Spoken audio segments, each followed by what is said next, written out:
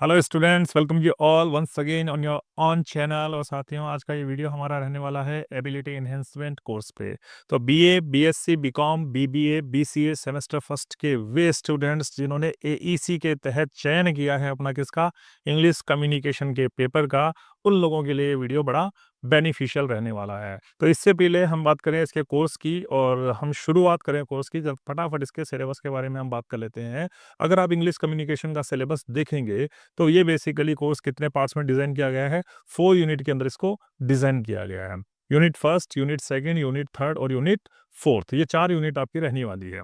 जो first unit आपकी रहेगी इंग्लिश कम्युनिकेशन की, वो बेसिकली किससे डील करती है, आपकी लिसनिंग स्किल्स से डील करती है और बेसिक्स ऑफ कम्युनिकेशन के बारे में फर्स्ट जो यूनिट है इसके अंदर बात की गई है। सेकेंड यूनिट हमारी स्पीकिंग स्किल, कि हमें कम्युनिकेशन में कैसे बोलना चाहिए, ग्रुप डिस्कशंस क्या होते हैं, पब्लिक स्पीकिंग क्या होते हैं, इंटरव्यूज क्या होते हैं, उनसे रिलेटेड रहेगी।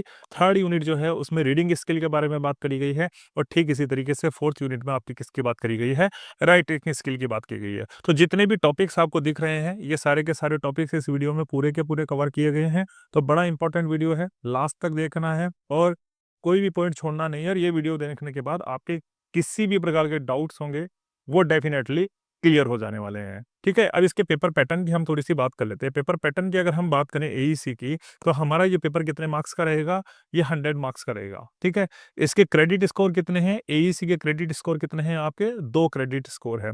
100 मार्क्स का अपना पेपर रहेगा और पासिंग मार्क्स हमारे लिए मिनिमम 40 रहेंगे। ठीक है, सबसे पहले सेक्शन ए रहेगा। सेक्शन ए में आपके 10 शॉर्ट आंसर टाइप क्वेश्चंस आएंगे। प्रत्येक क्वेश्चन 2 नंबर का होगा, तो 10 क्वेश्चन का वेटेज आपके रहेगा 20 मार्क्स का। सेकेंड यूनिट में आपके क्या रहेगा, 4 यूनिट, यानी चारों यूनिट में से आपके ऑप्शंस के साथ में क्वेश्चंस आएंगे और आपको क्या करना है, हर यूनिट में से एक प्रश्न का चयन करते हुए कुल कितने क्वेश्चन करने हैं, 4 क्वेश्चन करने हैं। प्रत्येक क्वेश्चन 10 मार्क का होगा, यानी सेकेंड यूनिट आपकी कितने की आएगी, सेक्शन बी आपका जो आएगा वो 40 मार्क्स का रहने वाला है। इसी तरीके से सेक्शन सी आएगा। सेक्शन सी में आपके वही 2 बड़े ऑब्जेक्टिव क्वेश्चंस आएंगे विद अल्टरनेट्स आएंगे और उनमें से आपको किन्हीं 2 प्रश्नों का चयन करना है। उनका वेटेज कितना रहेगा, 40 मार्क्स का रहेगा। प्रत्येक क्वेश्चन इस थर्ड सेक्शन में 20 नंबर का रहने वाला है। इस पेपर को करने के लिए आपको यूनिवर्सिटी समय देगी कितने का, 2 घंटे का, यानी 2 घंटे के अंदर हमें इस पेपर को करना है। तो बहुत बड़ा पेपर नहीं है, बहुत टिपिकल पेपर नहीं है, बहुत ही आसान है। बस चीज़ों को समझना है। पूरे पेपर के अंदर केवल वही बातें की गई है जो आप अपने रोजमर्रा के जीवन में करते हैं। केवल कंसंट्रेट होकर के हमें उन चीज़ों को समझना है और देखना है।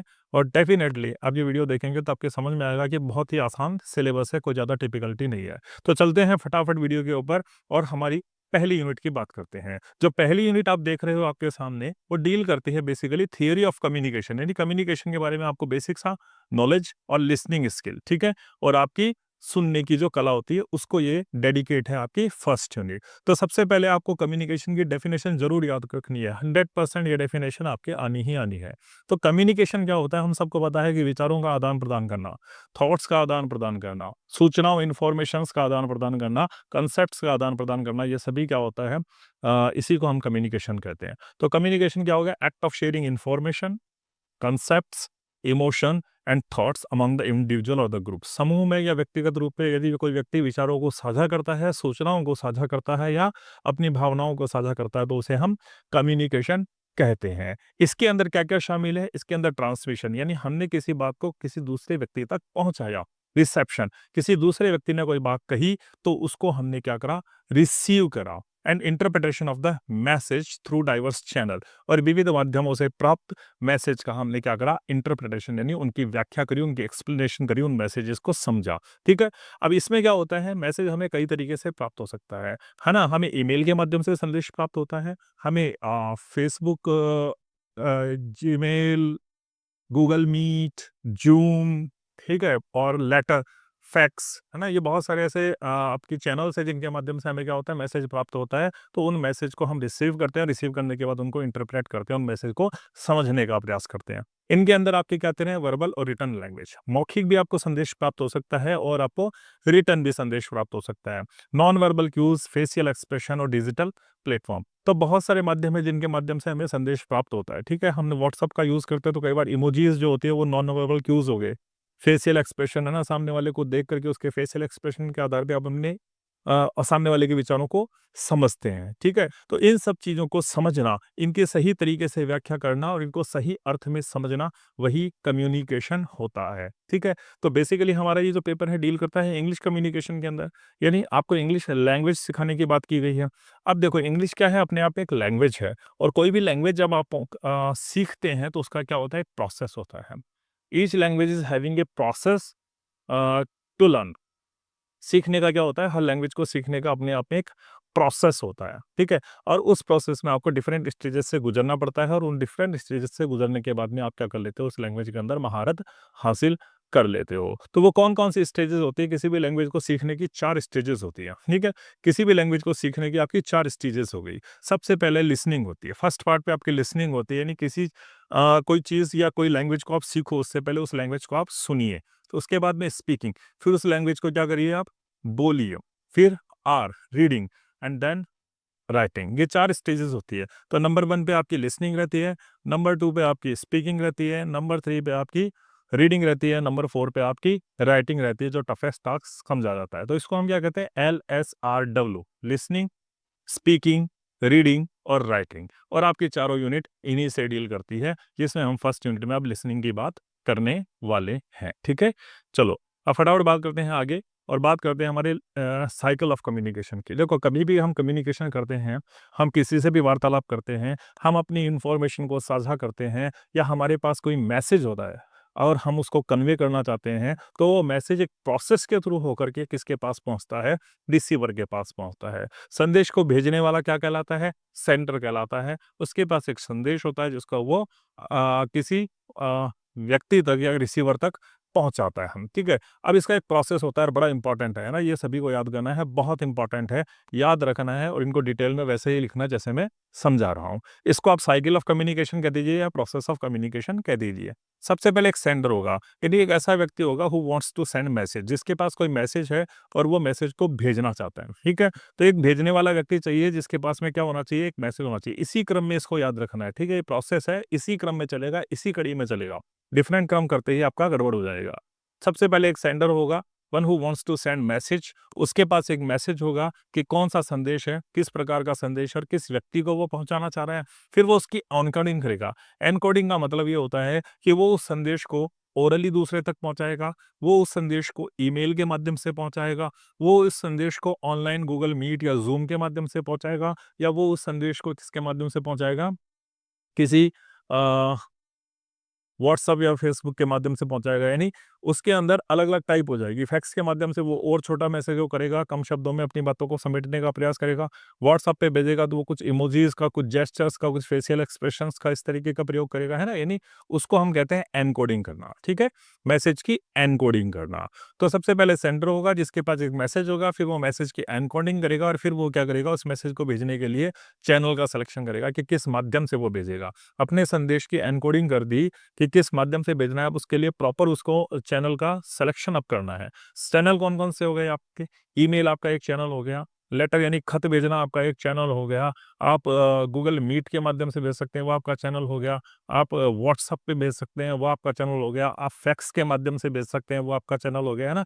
तो अलग-अलग चैनल हमारे पास होते हैं किसी भी संदेश को भेजने के लिए और हमारे संदेश के लिए सबसे सूटेबल चैनल क्या रहने वाला है, इसी का चयन करना हमारे लिए बहुत महत्वपूर्ण होता है। तो फिर सेंडर क्या करता है, एन्कोडिंग करने के बाद एक चैनल का क्या करता है, सिलेक्शन करता है और उस चैनल के माध्यम से फिर वो मैसेज जो है किसके पास पहुंच जाता है, इस रिसीवर के पास पहुंच जाता है जिसको एक्चुअली में सेंडर भेजना चाह रहा था। तो सेंडर इस रिसीवर तक जब तक मैसेज भेजता है तो उस दौरान वो इन 3 स्टेजेस से गुजर चुका होता है मैसेज, फिर वो रिसीवर के पास पहुंच जाता है। अब रिसीवर क्या करेगा, वो एनकोडिंग किया गया मैसेज था तो उसको समझने का प्रयास करेगा, वो क्या करेगा, उस मैसेज को डिकोड करेगा, यानी अगर उसके अंदर कुछ सिंबल बनाए गए हैं तो वो उन सिंबल को समझने का प्रयोग करेगा, अगर उसके अंदर कुछ इमोजीज बनाई गई है तो वो इमोजीज को समझने का प्रयत्न करेगा, अगर उसके अंदर कुछ पिक्चर्स बनाई गई है संदेश में तो वो उन पिक्चर्स को समझने का प्रयत्न करेगा, यानी डिकोडिंग करेगा, ठीक है?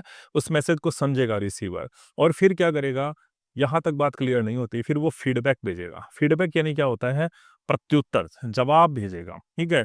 जब ये फीडबैक संदेशवाहक किस तक भेजेगा, जब ये फीडबैक रिसीवर भेजेगा सेंडर तक, तभी इस सेंडर को मालूम पड़ जाएगा कि रिसीवर ने वो संदेश उन्हीं अर्थों में समझा है, उसी स्थिति में समझा है या उसी सिचुएशन में समझा है जिस स्थिति के लिए या जिस परिस्थिति में को समझाने के लिए हमारे सेंडर ने उसको मैसेज भेजा है। यानी करेक्टली वो मैसेज रिसीवर ने समझ लिया है या करेक्टली वो मैसेज रिसीवर ने ग्रास्प कर लिया है कि नहीं कर लिया है, वो कैसे मालूम पड़ता है?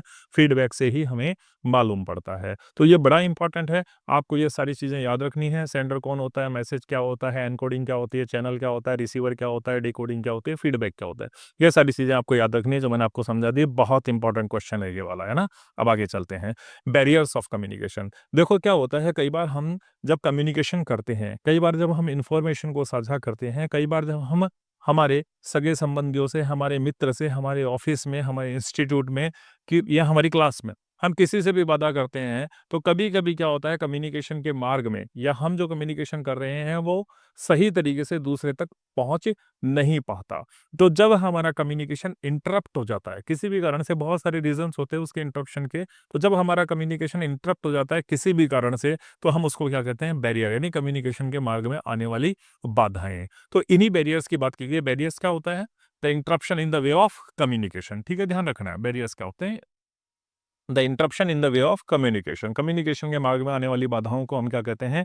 बैरियर्स कहते हैं। अब हमारे कौन-कौन से बैरियर्स सिलेबस में दिए गए हैं, हम उनकी बात कर लेते हैं। सबसे पहला बैरियर जो आपको दिया गया है, वो दिया गया है मैकेनिकल बैरियर। ठीक है, मैकेनिकल बैरियर क्या होता है? देखो, मैकेनिकल जो मशीन से संबंधित होगा, वही मैकेनिकल बैरियर होगा। यानी इसके अंदर आपको क्या मिलेंगे कि जब आप किसी से कम्युनिकेशन कर रहे हो, तो कोई टेक्निकल या कोई फिजिकल चैलेंज बीच में आ जाएगा, ठीक है? या तो शारीरिक या तो कोई भौतिक, ठीक है, भौतिक, फिजिकल का मतलब भौतिक चैलेंज या कोई तकनीकी खामी बीच में आ जाएगी, जिससे क्या होगा, एक्सचेंज ऑफ इन्फॉर्मेशन क्या हो जाएगा, डिसरप्ट हो जाएगा, ठीक है? यानी एक्सचेंज ऑफ इन्फॉर्मेशन में कोई बाधा पड़ जाएगी किसी तकनीकी खामी के कारण से। अब देखो क्या-क्या हो सकते हैं, आउटडेटेड टेक्नोलॉजी, ठीक है? ये चीज़ें याद रखनी है आपको, आउटडेटेड टेक्नोलॉजी। आउटडेटेड टेक्नोलॉजी का मतलब क्या है? भई आपके पास कोई ऐसा डिवाइस है, जैसे अभी हमारी 7th जनरेशन, 8th जनरेशन या 9th जनरेशन के पीसीज़ हमारे पास आ गए, लेकिन हम अभी भी किसको, 2nd जनरेशन के पीसी को अभी भी यूज़ कर रहे हैं, तो आउटडेटेड टेक्नोलॉजी हमारे पास है। उस तरीके से या उस पीसी के माध्यम से अगर हम इन्हें कम्युनिकेट करेंगे, तो वो कम्युनिकेट सही नहीं हो पाएगा, क्योंकि वो एक ऑब्सोलीट डिवाइस या ऑब्सोलीट सिस्टम से किया गया है। यानी वो सिस्टम जो चलन में नहीं है, वो सिस्टम जो प्रचलन में नहीं है, वो सिस्टम जो अपडेटेड नहीं है, उसके माध्यम से अगर आप कम्युनिकेशन करते हो, तो वो क्या होता है, आउटडेटेड टेक्नोलॉजी के कारण अगर कोई बाधा उत्पन्न होती है, तो वो मैकेनिकल बैरियर कहलाता है, ठीक है? ठीक इसी तरीके से फॉल्टी इक्विपमेंट। फॉल्टी इक्विपमेंट का मतलब क्या हो गया, सपोज़ कि आपको पब्लिक में बोलना है और आप माइक तक पहुँच जाते हो और जैसे ही आप माइक पे बोलने का प्रयास करते हो, आपको मालूम पड़ता है माइक का वायर तो गड़बड़ है, माइक प्रॉपर्ली वर्क नहीं कर रहा है ना? तो जब इस प्रकार से किसी इक्विपमेंट के फॉल्टी होने के कारण यदि इंटरप्शन पैदा होता है, तो उसको हम क्या कहते हैं? फॉल्टी इक्विपमेंट के कारण उत्पन्न होने से वाले बैरियर को हम मैकेनिकल बैरियर कहते हैं। पुअर इंटरनेट कनेक्टिविटी है, ठीक है? अब 5G टेक्नोलॉजी चल रही है, लेकिन अभी भी कोई व्यक्ति यदि 2G टेक्नोलॉजी के माध्यम से कोई ज़ूम पर मीटिंग करता है, कोई गूगल मीट पे ऊपर मीटिंग करता है, तो उससे क्या होता है, क्योंकि कनेक्टिविटी इंटरनेट की स्पीड इतनी बढ़िया नहीं है और इतनी बढ़िया नहीं है, तो आप जो संदेश भेज रहे हैं सामने वाले तक, it won't reach to him in a proper way. कहीं ठीक है, कई बार बफरिंग होगी, सामने वाले को मैसेज नहीं होगा या आप पहले बोल रहे हैं, सामने वाले तक वो संदेश लेट पहुँचेगा। तो पुअर इंटरनेट कनेक्टिविटी से भी अगर कोई बाधा उत्पन्न होती है, तो उसको भी हम क्या कहते हैं? मैकेनिकल बैरियर कहते हैं। और अनरीडेबल टेक्स्ट, अनरीडेबल टेक्स्ट का मतलब होता है एक संदेश, एक मैसेज जो आप पढ़ते हैं या एक मैसेज या संदेश सामने वाले तक भेजना चाहते हैं, तो अगर उसका टेक्स्ट, अगर आपके शब्द क्लियर नहीं होंगे, अनऑडिबल होंगे, तो वो क्या कर देंगे, सामने वाले को कन्फ्यूज़्ड कर देंगे और आपका संदेश स्पष्ट रूप से सामने वाले तक नहीं पहुँच पाएगा। तो इसको भी हम क्या कहते हैं? मैकेनिकल बैरियर कहते हैं। तो ठीक है, मैकेनिकल बैरियर के बारे में आपको ये चीज़ें याद रखनी है कि मैकेनिकल बैरियर क्या होता है? टेक्निकल या फिजिकल चैलेंज जो हमारे एक्सचेंज ऑफ इन्फॉर्मेशन को डिसरप्ट कर देते हैं, व्यवधान उत्पन्न कर देते हैं, उसको हम क्या करते हैं? मैकेनिकल चैलेंज कहते हैं। क्यों-क्यों उत्पन्न होते हैं? आउटडेटेड टेक्नोलॉजी से उत्पन्न होते हैं, पुअर इंटरनेट कनेक्टिविटी से मैकेनिकल बैरियर हो सकता है, फॉल्टी इक्विपमेंट से होता है और अनरीडेबल टेक्स्ट से भी ये हो सकता है, ठीक है? नेक्स्ट हमारे पास है फिजिकल बैरियर। फिजिकल बैरियर क्या होता है? देखो, एक-एक चीज़ ध्यान से समझनी है। फिजिकल बैरियर क्या होता है? फिजिकल बैरियर का मतलब एनवायरनमेंट या फिर नेचुरल ऑब्स्टेकल, कि आप जब बात कर रहे हैं, आप जब कम्युनिकेशन कर रहे हैं, तो कोई भौतिक वातावरण या प्राकृतिक वातावरण से के कारण से अगर कोई समस्या पैदा हो रही है, आपकी कम्युनिकेशन में है तो उसको हम फिजिकल बैरियर कहते हैं, जैसे नॉइज। ठीक है, नॉइज का मतलब क्या हो गया? नॉइज का मतलब ये हो गया कि जैसे दो मित्र हैं वो आपस के अंदर बात कर रहे हैं, या ग्रुप ऑफ मेंबर्स हैं, they are talking with each other, एक रूम में है और talking with each other. Suddenly क्या होता है कि वो कोई इन्फॉर्मेशन एक व्यक्ति शेयर कर रहा था सब लोगों से, अचानक क्या होता है बाहर बाहर कोई फायर क्रैकर्स जला लेता है ना, पटाखे जलाता है, बहुत जोर की आवाज में जलाता है। तो वो जो व्यक्ति इन्फॉर्मेशन शेयर कर रहा था अपने सामने वाले लोगों से, पटाखे की आवाज के कारण वो लोग उसकी बात को सुन नहीं पाते हैं, यानी मैसेज क्या हो गया उसका? मैसेज डिसरप्ट हो गया, मैसेज हिंडर हो गया, मैसेज ऑब्स्ट्रक्ट हो गया, मैसेज के वे में बाधा आ गई। तो ऐसी अनवांटेड साउंड जिनके कारण से हमारी कम्युनिकेशन के अंदर बाधा उत्पन्न होती है, उनको हम क्या कहते हैं? नॉइज। तो ये भी ध्यान रखना नॉइज क्या होता है, व्हाट इज नॉइज, ये क्वेश्चन भी आ सकता है। नॉइज कौन सा साउंड होगा? नॉइज ऐसा हल्का फुल्का साउंड नहीं कि आप बात कर रहे हो पीछे साउंड आ रहा है लेकिन आपको एक दूसरे की बात सुन रही है, वो नॉइज नहीं है। नॉइज कब होगा? जब आप किसी से बात कर रहे हो और किसी तीसरे साउंड के कारण आपको आपकी बात सामने वाले तक पहुंच नहीं पाती, या सामने वाले के लिए ऑडिबल नहीं होती है, सामने वाला आपकी बात को सुन नहीं पाता, तो वो साउंड जो होगा that will be called noise. ठीक है, तो फिजिकल बैरियर का एक रीजन क्या होता है? Noise, distance. कई बार क्या होता है कम्युनिकेशन के मार्ग में डिस्टेंस बहुत बड़ी बाधा होती है, कि हम यहाँ पे खड़े हैं, हमारे से सामने वाला 100 मीटर या 150 मीटर की दूरी पर है, हमारे पास कोई मोबाइल नहीं है और हम क्या कहते हैं वर्बली उसको कोई संदेश पहुंचाना चाहते हैं, तो हम दोनों के बीच की जो फिजिकल डिस्टेंस है ना, वो क्या हो गई? एक ऑब्स्टिकल्स हो गई, वो क्या हो गई? मार्ग में बाधा हो गई। ठीक है, तो वो क्या हो गया? डिस्टेंस के कारण उत्पन्न होने वाला कम्युनिकेशन में व्यवधान, वो भी क्या कहा जाता है? फिजिकल बैरियर कहा जाता है, फिजिकल ऑब्स्टिकल। ठीक है, और इस चीज को ध्यान से समझना कि फिजिकल ऑब्स्टिकल्स क्या होते हैं। सपोज आप अपने मित्र से बात कर रहे हैं, लेकिन आप दोनों के बीच में एक कांच की दीवार है, ग्लास का दीवार है, या एक मोटी दीवार है, थिक दीवार है। अब आप इधर से बोल तो रहे हो, लेकिन सामने आपका मित्र जो है दूसरी तरफ, उसको आपकी बात बिल्कुल भी सुनाई नहीं दे रही है, या इतनी धीमी आपकी आवाज जा रही है कि he is not able to grasp the meaning what you are saying. आप जो कह रहे हो उसका मीनिंग उस तक ग्रास्प नहीं कर पा रहा है। तो ये फिजिकल ऑब्स्टेकल कहलाता है, जो आपकी कम्युनिकेशन को ब्लॉक करता है because of some tangible items. ठीक है, टेंजिबल आइटम्स के कारण जो भी आपकी चीजों को ब्लॉक करता है। क्लाइमेट कंडीशन, क्लाइमेट कंडीशन के आप इसको इस तरीके से समझ सकते हैं कि सपोज आप फोन पे बात करें, मोबाइल फोन पे बात कर रहे हैं, लेकिन क्या है मौसम बड़ा खराब है, मौसम बड़ा खराब है तो आपका नेटवर्क प्रॉपर नहीं आ रहा है, नेटवर्क प्रॉपर नहीं आ रहा है तो आप सामने वाले से कम्युनिकेट नहीं कर पा रहे हैं, फोन पे अपनी बातों को नहीं कर पा रहे हैं। तो क्लाइमेट के कारण, लाइटनिंग के कारण, या मौसम बिगड़ने के कारण, क्लाउड हो गए, हैवी रेन हो गए, इसके कारण जब व्यवधान पैदा होते हैं तो उनको क्या कहते हैं? क्लाइमेटिक कंडीशन के कारण उत्पन्न होने वाले व्यवधान भी फिजिकल बैरियर ही कहलाते हैं। इम्पेयरमेंट्स, इम्पेयरमेंट्स आप सीधा सा इस तरीके से समझ सकते हो कि इनकैपेसिटी या इनएबिलिटी ऑफ ए पर्सन। एक व्यक्ति अयोग्य है, अयोग्य यानी कोई बहरा है, या गूंगा है, या शारीरिक रूप से बेचारा इस लायक नहीं है कि वो एक नॉर्मल इंसान की तरह कम्युनिकेट कर पाए, तो उसको हम क्या कहते हैं? इम्पेयरमेंट कहते हैं, यानी शारीरिक कमजोरी, फिजिकल इनकैपेबिलिटी। ठीक है, उसको हम क्या कहते हैं?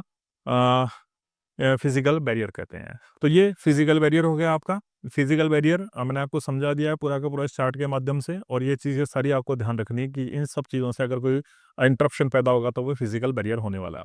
फिर आता है साइकोलॉजिकल बैरियर, बड़ा इंपॉर्टेंट है, यानी हमारे दिमाग से संबंधित, हमारे दिमाग में क्या क्या चीज़ें होती हैं। ठीक है, अब साइकोलॉजिकल बैरियर को देखो बड़े आसान शब्दों में मैंने यहाँ पे कोशिश करी आपको समझाने का। इमोशनल स्टेट, इमोशनल स्टेट का अंदर क्या होता है? कई बार ऐसा होता है कि आपका मूड स्विंग होता है। ठीक है, कई बार आपका ऐसा होता है कि मूड स्विंग होता है, अचानक ही आपका मूड परिवर्तित हो जाता है, कभी आप खुश हो जाते हैं, कभी आप गमगीन हो जाते हैं, कभी आप थॉटफुलनेस यानी सोचने की मुद्रा के अंदर चले जाते हैं, स्ट्रेस रहता है आपके अंदर, तनाव रहता है, एंजाइटी रहती है, आप बड़ी चिंता के अंदर रहते हैं। तो जब आपका मूड स्विंग हो रहा है, आप स्ट्रेस तनाव के अंदर हैं, आप एंजाइटी के अंदर हैं, तो सामने वाला जब आपसे कोई बात कर रहा है तो you are not able to pay the proper attention what the person is saying to you. आपसे सामने वाला व्यक्ति क्या कह रहा है आप उस पर ध्यान नहीं दे पाओगे, क्योंकि आपके दिमाग में कुछ और चल रहा है, आपका मूड स्विंग हो रहा है, आप तनाव के अंदर हो, आप एंजाइटी के अंदर हो, आप वरीड हो, आप चिंतित हो, है ना, तो सामने वाला आपसे क्या कर रहा है आप उस पर ध्यान ही नहीं पाते हो, दे पाते हो, तो वो क्या हो गया? आपका साइकोलॉजिकल बैरियर होगा, जो इमोशनल स्टेट से होगा। लैक ऑफ कॉन्फिडेंस, कई बार ऐसा होता है कि हमने कोई मैटर पढ़ लिया, या हमने कोई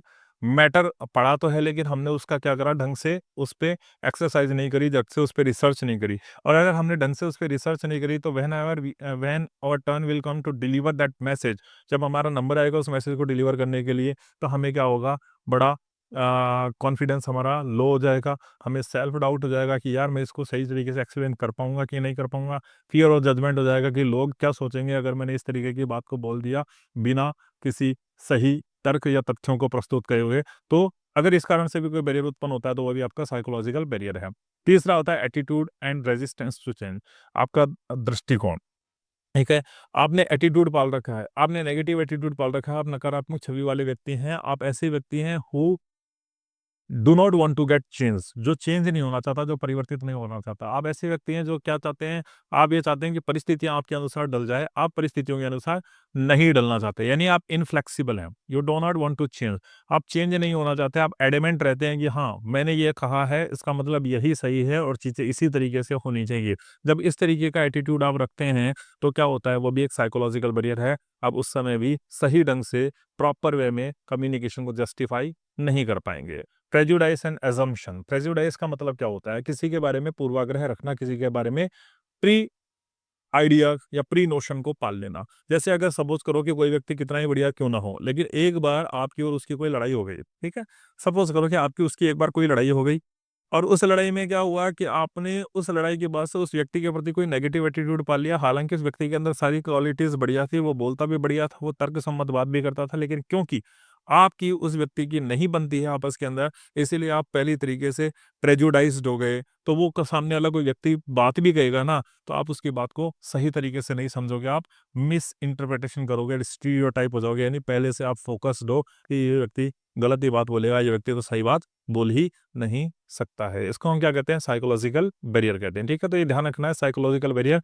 क्यों उत्पन्न होता है। इमोशनल स्टेट हो गई, लेक ऑफ कॉन्फिडेंस हो गया, attitude to resistance and change हो गया, एंड प्रेजुडाइज एंड एजम्पशंस हो गए। ठीक है, नेक्स्ट आता है आपका सीमेंटिक बैरियर। सीमेंटिक बैरियर क्या होता है, जहां एक ही शब्द के दो या दो से ज्यादा अर्थ निकल जाए।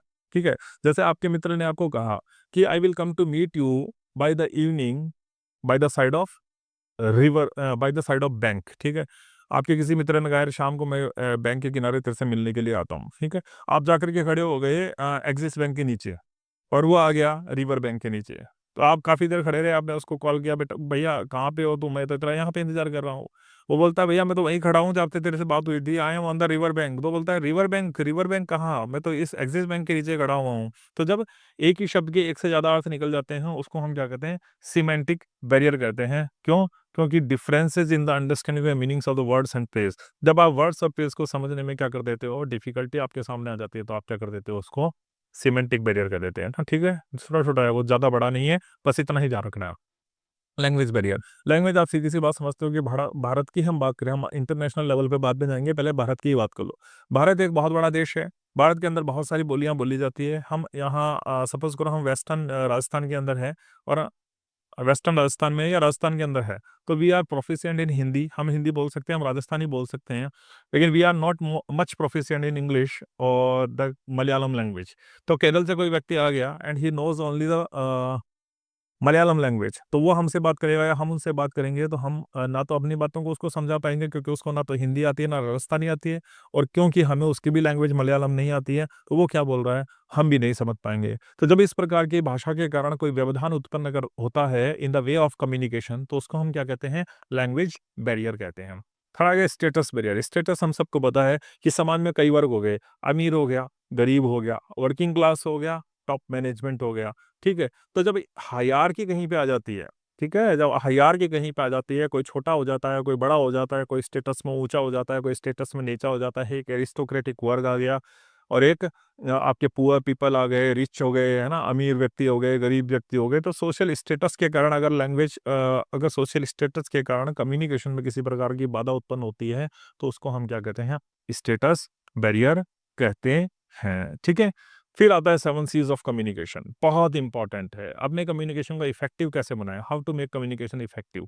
ठीक है, 7 C's ऑफ कम्युनिकेशन, 100% ये क्वेश्चन आने वाला है आपके। ठीक है, बहुत इंपॉर्टेंट है और याद रखना, और जिस तरीके से याद रखा गया उसी तरीके से याद रखना है। To make your communication effective you have to follow the 7 C's of communication. अगर आप 7 C's ऑफ कम्युनिकेशन को फॉलो करेंगे तो निश्चित रूप से आपका कम्युनिकेशन क्या हो जाएगा, स्ट्रांग हो जाएगा। कैसे वो 7 C's कौन से, क्लियर, कि when you are communicating with someone, जब आप किसी से बात कर रहे हैं तो आप जो संदेश दे रहे हैं, that message should be clear. आपके एक्सप्रेशन बिल्कुल क्लियर होने चाहिए, उसमें किसी भी प्रकार की कोई भी क्या नहीं होनी चाहिए, किसी प्रकार का कोई भी आपका मैसेज अनक्लियर नहीं होना चाहिए। ठीक है, बिल्कुल स्पष्ट रूप से संदेश सामने वाले को देना चाहिए। कंसाइज, आप जो भी मैसेज दे रहे हैं वो बिल्कुल स्पष्ट, संदेश टू द पॉइंट होना चाहिए। नीडलेस वर्ड को उसमें से हटा दें और अननेसेसरी इन्फॉर्मेशन को आपको उसमें से हटा देना चाहिए। यानी अनवांटेड वर्ड्स को प्रयोग नहीं करना है, टू द पॉइंट बात करनी है, बिल्कुल सटीक बात करनी है, ताकि आपकी बात उसी अर्थ में सामने वाले को समझ में आए जिस अर्थ में आप उसको कहना चाह रहे हो। अगर आप जरूरत से ज़्यादा बड़ी बातें करोगे, अनवांटेड वर्ड्स डालोगे, तो वो सामने वाले को समझ में ढंग से नहीं आएगी। करेक्ट, आपका मैसेज बिल्कुल करेक्ट होना चाहिए, एक्यूरेट फैक्ट्स आपको प्रेजेंट करने चाहिए, फिगर्स प्रेजेंट करने चाहिए और एग्जैक्ट शब्दों का आपको प्रयोग करना चाहिए। ठीक है, कोई भी गलत तथ्य हमें पेश नहीं करने चाहिए, बिल्कुल करेक्ट हमारा कम्युनिकेशन होना चाहिए। अगर हमारे कम्युनिकेशन को हमें क्या बनाना है, इफेक्टिव। कोहेरेंस, तारतम्यता होनी चाहिए, स्मूथ फ्लो होना चाहिए, यानी एक इंसिडेंट के बाद दूसरा इंसिडेंट, दूसरे के बाद में तीसरा, यानी एक कड़ी के रूप में आपकी क्या होनी चाहिए, बातें चलनी चाहिए। तभी ऑडियंस के लिए ईजी हो जाएगा आपकी बातों को समझना। कंप्लीट, कभी भी आधा अधूरा संदेश सामने वाले तक नहीं पहुंचाना चाहिए, क्योंकि अगर आधा अधूरा संदेश आपने सामने वाले तक पहुंचाया तो पूरे पूरे चांस हैं कि वो कंफ्यूज हो जाएगा और वो मिसअंडरस्टैंड आपके बातों को कर सकता है ना। कॉन्क्रीट, ठोस होना चाहिए। आप जो भी बात कर रहे हो उसके फेवर के अंदर फैक्ट्स प्रेजेंट करो, फिगर्स प्रेजेंट करो, अगर रिटर्न में है तो, और एग्जैक्ट वर्ड बोल रहे हो तो ओरल के अंदर एग्जैक्ट वर्ड का आप प्रयोग करो। तब आपका संदेश क्या होगा, बिल्कुल ठोस होगा, तथ्यात्मक होगा और सुपरफ्लुअस नहीं होगा। कर्टियस, और ये सबसे बढ़िया चीज़ है कि polite manner. Whenever you are communicating with someone, जब भी आप किसी से बात करें तो you should talk in a polite manner. आपको पोलाइट मैनर को क्या करना है, फॉलो करना है। नेटिकेट्स, इसके बाद करते हैं नेटिकेट्स। तो नेटिकेट्स दो शब्दों से मिलकर के बना है, नेट प्लस एटिकेट्स। ठीक है, नेट प्लस एटिकेट। तो नेट पे काम करते हुए या नेट पे किसी भी प्रकार के कम्युनिकेशन को करते हुए आपको कुछ एटिकेट्स को फॉलो करने की जरूरत पड़ती है। तो सेट ऑफ स्टैंडर्ड्स हो गया for appropriate online behaviour. Online behaviour के लिए जो सेट ऑफ स्टैंडर्ड्स है कि आप किस तरीके से बात करेंगे, कौन सी चीज़ें हैं जो आपको फॉलो करनी चाहिए when you are talking on net, तो उसके लिए आपको इन चीज़ों को फॉलो करना चाहिए। कौन कौन सी चीज़ हो सकती है, को रूल्स क्या है एटिकेट्स की। सबसे पहले तो आप ये समझिए कि सामने वाला जो व्यक्ति बैठा हुआ है वो क्या है, एक ह्यूमन है। ठीक है, सबसे पहले आपको ये समझना है कि सामने वाला व्यक्ति जो बैठा है वो एक इंसान है। क्योंकि कई बार क्या होता है, नेट पे हमने सामने वाले की शक्ल दिख नहीं रही है, हम किसी को मेल भेज रहे हैं या हम क्या कर रहे हैं, किसी को ईमेल भेज रहे हैं, संदेश भेज रहे हैं, तो क्या होता है कई बार कि हमें जब सामने वाले की शक्ल नहीं दिखाई दे रही तो हम क्या करते हैं, किसी भी तरीके से बिहेव कर सकते हैं। ठीक है, तो हमें कंप्यूटर के कीबोर्ड पर हम देख रहे हैं, हालांकि कंप्यूटर स्क्रीन पर देख रहे हैं, कंप्यूटर की स्क्रीन पर देख रहे हैं और कीबोर्ड का हम यूज़ कर रहे हैं, लेकिन हमें उस पर भी ऐसा बिहेव करना है मानो कि हम रियल पीपल और रियल फीलिंग्स के साथ में अपने शब्दों को कह रहे हैं, है ना। तो हमेशा ध्यान रखें, नेट पे जब भी आप कम्युनिकेट कर रहे हो तो यह ध्यान रखें कि सामने वाला व्यक्ति भी जिससे आप बात कर रहे हैं वो भी एक इंसान है, वो भी एक ह्यूमन बीइंग है। ठीक है, तो ये पहला एटिकेट है। सेकंड एटिकेट आपका है know where your cyber space. आपको जानना चाहिए ये कहाँ पे है। ठीक है, आप सपोज़ कोई फ़ेसबुक पे आपने पोस्ट पढ़ी और आप डायरेक्ट उस पे कमेंट कर देते हो, उस पे ऑलरेडी 2.4 के कमेंट्स आ रखे हैं। तो आप इतनी जल्दी नहीं है आपको, आप जानो कि आप साइबर स्पेस में क्या हो, जो बात कही गई है, पोस्ट कही गई है, उस पे कुछ टाइम स्पेंड करो। पहले के कमेंट्स को पढ़ो, पहले के प्रीवियस कमेंट्स को पढ़ो, समझने का प्रयास करो कि उसकी टोन क्या है, कंटेंट क्या है, जो अभी तक उसके बारे में क्या-क्या डिस्कशन हो चुका है। इस तरीके से क्या होगा कि पहले से जो क्वेश्चन पूछे जाके हैं या पहले से जो जवाब दिए गए हैं, आप क्या करोगे, उनको अवॉइड कर पाओगे। ठीक है? और फिर उसके बाद आप कोई जवाब दोगे, तो आपका एक नया जवाब होगा और आप उसमें एक इंटेलिजेंट तरीके से पार्टिसिपेट कर पाओगे। Respect other people's time and bandwidth. अगर आप कोई बड़ा मैसेज दे रहे हो, ठीक है? अगर आप कोई बड़ा मैसेज दे रहे हो, तो सामने वाले को वार्न कर दो पहले ही कि मैसेज किस तरीके का है और ये मैसेज कितना बड़ा है। क्योंकि अगर सामने वाले का इंटरेस्ट का नहीं हुआ, तो सामने वाले का इसमें टाइम भी किल हो सकता है। नेक्स्ट इसके अंदर आ गया present yourself actively in online environment. देखो ऑनलाइन एनवायरनमेंट में क्या वो आपको सामने वाला देखेगा तो है नहीं, तो वो किस तरीके से समझेगा कि आपने लिखा कैसे है। अपनी ग्रामर को चेक करना है, अपनी स्पेलिंग को चेक करना है पोस्ट करने से पहले, और अपने नाम को ईमेल के साथ हमेशा अटैच करना है। ये भी एक एटिकेट है जो आपको फॉलो करना है। Share expert knowledge. अगर कोई व्यक्ति कोई क्वेश्चन पूछ रहा है इंटरनेट के ऊपर, अगर आपको उसका मालूम है आंसर, तो आपको उसका जवाब भी बिल्कुल देना चाहिए। ठीक है, ensure your online behaviour reflect the same principles of conduct that you observe in real life. और ये सबसे इंपॉर्टेंट कि आप जब भी ऑनलाइन बिहेवियर कर रहे हो तो आप इस तरीके से बिहेव करो कि किसी अगर सामने आपके कोई व्यक्ति होता तो आप कैसा बिहेव करते, आपको ऑनलाइन बिहेव करते समय भी इसी चीज़ का ध्यान रखना है। तो ये कुछ नेटिकेट्स के लिए फॉलो किए जाने वाले नियम थे। हेल्प कीन फ्लेम वार्म्स अंडर कंट्रोल, और आपको भी कभी भी एंग्री नहीं होना, कभी भी एक्साइट नहीं होना, कभी भी गुस्सा नहीं होना है। और क्यों? गुस्सा होने से आपका उत्तर जो होता है वो सामने वाले को भी एक्साइट कर सकता है, इसलिए आपको कोई भी जवाब नहीं देना चाहिए सामने वाले से जब आप गुस्से के अंदर हो। इससे क्या हो गया? आर्ग्यूमेंट बढ़ सकता है ना? तो इसको अवॉइड करना चाहिए जब आप क्या कर रहे हैं, नेट पे बात कर रहे हैं, नेट पे कन्वर्सेशन कम्युनिकेशन कर रहे हैं।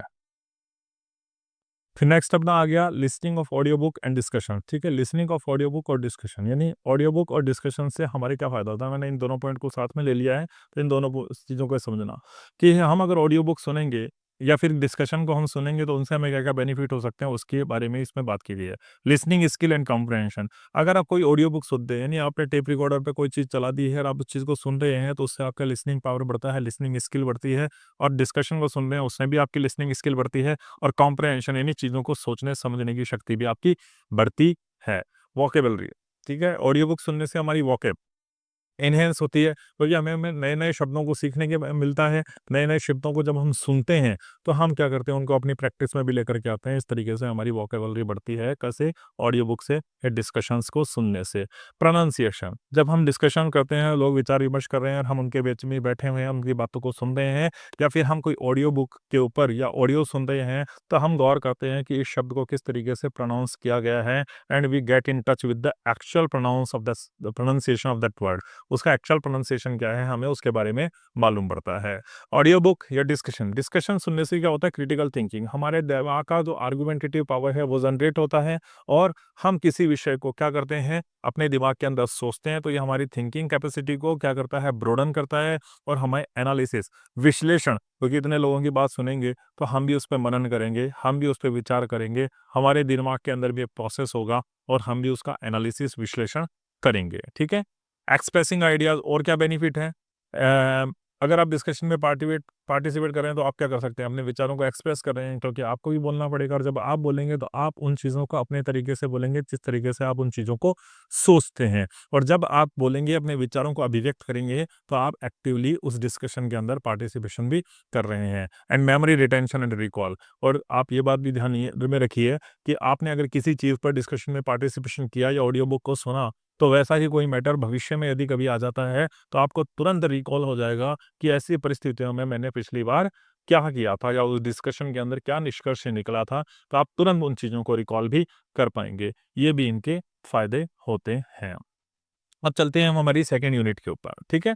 सेकंड यूनिट डील करती है स्पीकिंग स्किल के साथ, यानी आपकी बोलने की कला कैसी होती है, उसके ऊपर डील करती है। तो पहली इस यूनिट में हमने क्या देखा? लिसनिंग स्किल की बात कही। सेकंड यूनिट में आपकी स्पीकिंग स्किल की बात की जा रही है। स्पीकिंग स्किल यानी ऑडियंस प्रेजेंटेशन। अब मैंने इसमें आपको पहला पॉइंट आपका दिया गया है audio visual aids, combined sound and visual, जिनके अंदर साउंड और विजुअल्स दोनों होते हैं, उनके बारे में बात की गई है। वीडियो एंड फ़िल्म्स, वीडियो और फ़िल्म्स के अंदर आपको क्या दिखाई देगा? साउंड भी दिखाई देगा, वीडियो भी दिखाई देगा। इसके अंदर आप क्या कर सकते हैं, की पॉइंट को समराइज़ हो जाते हैं और आपके इमोशंस को सामने वाला कन्वे कर देता है, ठीक है? देखो, वीडियो देखने से, फ़िल्म देखने से क्या होता है? रिलीज़ ऑफ इमोशंस होता है। सामने वाली जब पिक्चर देख रहे हो, कोई इमोशनल पिक्चर है, कोई सोरोफुल पिक्चर है या कॉमिक पिक्चर है, तो हमारा बर्ताव भी उसी के तरीके से हो जाता है, और हम उन चीज़ों को जिस तरीके से देख रहे हैं और जिस तरीके के शब्द या डायलॉग उसमें लिखे गए हैं, हम उन्हीं अर्थों में उन्हें समझते हैं। प्रेज़ेंटेशन स्लाइड, ठीक है, जब आप अपनी सूचनाओं को दूसरे तक किसी पावर पॉइंट प्रेजेंटेशन के माध्यम से पहुंचाते हैं, तो उसके अंदर आप चार्ट्स को शामिल करते हैं, ग्राफिकल रिप्रेजेंटेशन को शामिल करते हैं, और पिक्टोरियल यानी चित्रात्मक तथ्यों को बताते हैं, और स्पीकिंग के माध्यम से आप उन चीज़ों को एक्सप्लेन करते चलते हैं। ठीक इसी तरीके से व्हाइट बोर्ड भी है, और आपके उसके ऊपर डायग्राम बनाओ, रिकॉर्ड बनाओ, कमेंट बनाओ, और फिर उसकी एक्सप्लेनेशन लोगों को समझाओ। तो विजुअल यानी व्हाइट बोर्ड पे वो देख भी रहे हैं, और स्पीकिंग, आप उस व्हाइट बोर्ड पे चीज़ों को समझा रहे हो, तो वो उसको समझ भी रहे हो, ठीक है? और हैंडआउट क्या होता है? एक्चुअली में हैंडआउट विजुअल ज़्यादा हो गया, क्योंकि आपने जब सब कुछ बोल लिया, तो उसके बाद में उसके समराइज़, उसके की पॉइंट्स जो है ऑडियंस के बीच में बाँट दिए जाते हैं ऑन पैम्पलेट। एक पैम्पलेट के ऊपर, जिसको आप हैंडआउट्स कहते हैं, है ना? तो उसके बाद में क्या होता है, उन चीज़ों से फ़ायदा क्या होता है कि की पॉइंट्स जो होते हैं वो उसके ऊपर विजुअल प्रेजेंटेशन पर, क्योंकि पहले आप बोल चुके हो, स्पीक कर चुके हो, और स्पीक करने के बाद में आपने हैंडआउट्स जो थे अपनी ऑडियंस को दिए, जिसके अंदर की पॉइंट्स ऑफ दैट सेशन थे, जिनके माध्यम से आपकी ऑडियंस उसको बाद तक भी याद में रख सकती है।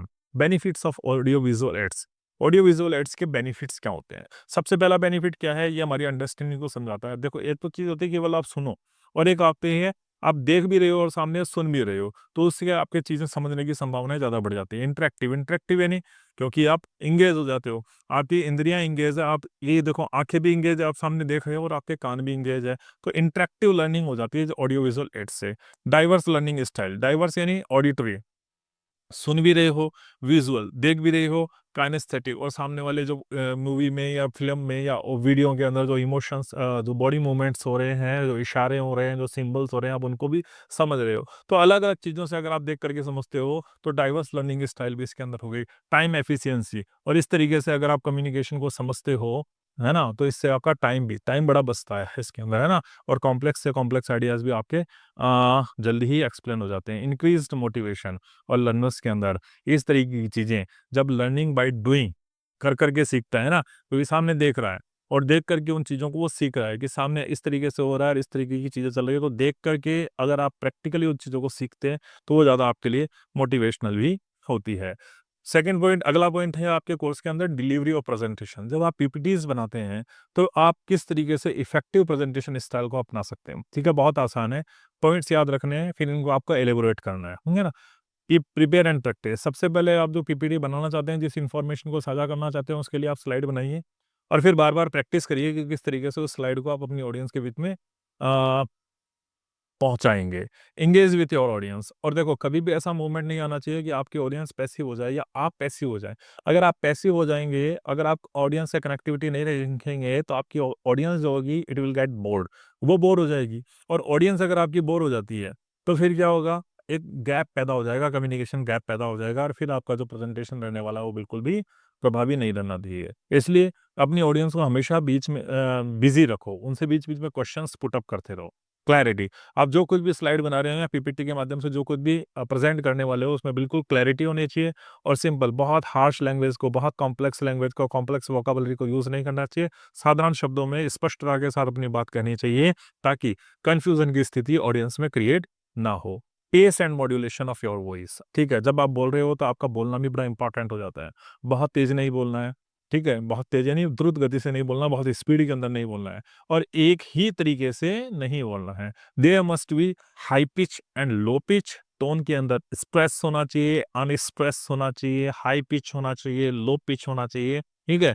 यानी फ्लक्चुएशन के अंदर आपको बोलना है, एक ढर्रे में नहीं बोलना है, एक तरीके से नहीं बोलना, ठीक है? प्रिपेयर फॉर टेक्नोलॉजिकल इश्यू और देखो, जब आप पीपीटीज़ बना रहे हो, तो आपको पीपीटी का यानी कंप्यूटर ऑपरेट करना आना चाहिए। कंप्यूटर नहीं चल रहा है, अचानक शटडाउन हो गया, तो वो कैसे रीस्टार्ट होगा, वो समझना आपको आना चाहिए। प्रोजेक्टर कैसे कनेक्ट होगा, उसके लिए भी आपको तैयार होना चाहिए। तो ये सब टेक्नोलॉजी से भी आपको क्या होना चाहिए, सरोकार आपका होना चाहिए, तभी आप बढ़िया कम्युनिकेटर बन पाएँगे। तो ये क्या था, डिलीवरी ऑफ प्रेज़ेंटेशन, इसके आपको ये सभी पॉइंट्स याद रखने हैं और इनको इलैबोरेट करना है। नेक्स्ट है हैंडलिंग क्वेश्चन्स। क्वेश्चन्स कभी-कभी ऐसे आ जाते हैं हमारे पास में कि हम उनका आंसर नहीं दे पाते। तो हैंडलिंग क्वेश्चन क्या होता है, उन क्वेश्चन को हैंडल करना हमें सीखना चाहिए। तो किसी भी प्रकार का कोई क्वेश्चन आ जाए कम्युनिकेशन के दौरान, तो उस क्वेश्चन का आपको इफेक्टिवली जवाब कैसे देना चाहिए, उसके लिए हमें कुछ चीज़ों को फॉलो करना है। किसको? सबसे पहला, लिसन इफेक्टिवली, एक्टिवली, ठीक है? हमें ध्यान से सुनना है। पहले कोई बात हो रही है, किसी चीज़ पे एक डिस्कशन हो रहा है या कोई क्वेश्चन पूछा जा रहा है, तो हमें पहले उसको क्या करना चाहिए, ध्यान से उस क्वेश्चन को सुनना चाहिए कि किस बारे में क्वेश्चन किया गया है, सामने वाला क्या किस प्रकार की जानकारी हमसे चाहता है। पॉज़ बिफोर आंसरिंग, ठीक है? अब ऐसा नहीं है क्वेश्चन पूछा गया और आप सडन ही उसका जवाब दे दें, नहीं, पॉज़, रुको आप और मोमेंट लो सोचने के लिए। क्यों? क्यों रुकना है हमें? क्योंकि हमें सोचना है। You take a moment to think over it, आपको उसके ऊपर सोचना है और सोच करके फिर आपको जवाब देना है, लेकिन जवाब कैसा देना है, कंसाइज देना है, रिलेवेंट यानी टू द पॉइंट देना है, ठीक है? यानी बिल्कुल क्लियर, घुमा फिरा करके बात नहीं करनी है, टू द पॉइंट बात करनी है, स्पष्ट करनी है, अनवांटेड इन्फॉर्मेशन नहीं देनी है, अननेसेसरी वर्ड्स का प्रयोग नहीं करना है, बिल्कुल कंसाइज, क्लैरिफाई। और अगर जरूरत हो, अगर ऐसी आवश्यकता हो कि सामने वाले को समझने में कोई दिक्कत आ रही है, तो उसको अपनी बातों को समझाने के लिए आपको क्लैरिफाई भी करना पड़ेगा, तथ्यात्मक रूप से अपनी बातों को स्पष्ट भी करना पड़ेगा एंड स्टे ओपन, ठीक है? और स्टे ओपन, ऐसा नहीं है आप बिल्कुल एडमेंट रह जाओ, आप बिल्कुल नैरो संकुचित हो जाओ, है ना? संकीर्ण मानसिकताओं चले जाओ, नहीं, नॉन डिफेंसिव रहो। सामने वाले को इनवाइट करो कि सामने वाला और प्रकार के क्वेश्चन पूछे और आप हमेशा तैयार हो जवाब देने के लिए, ठीक है? तो ये हैंडलिंग क्वेश्चन, आपको ये सारे पॉइंट्स फिर याद रखने हैं इसके अंदर, अगर आ जाता है हैंडलिंग क्वेश्चन का क्वेश्चन, तो आप यहाँ से जवाब दे पाएँगे। Next, group discussion. हम सभी जानते हैं ग्रुप डिस्कशन के बारे में, कोई नई चीज़ नहीं है। ग्रुप डिस्कशन से देखो क्या फ़ायदा, तो ग्रुप डिस्कशन क्या होता है, ग्रुप के अंदर कुछ लोग बैठ करके किसी मुद्दे को लेकर के या किसी इवेंट को लेकर के कोई भी डिस्कशन करते हैं, उसको हम क्या कहते हैं, ग्रुप डिस्कशन कहते हैं। इसके फ़ायदे क्या होते हैं, कल्चरल एक्सचेंज, ठीक है।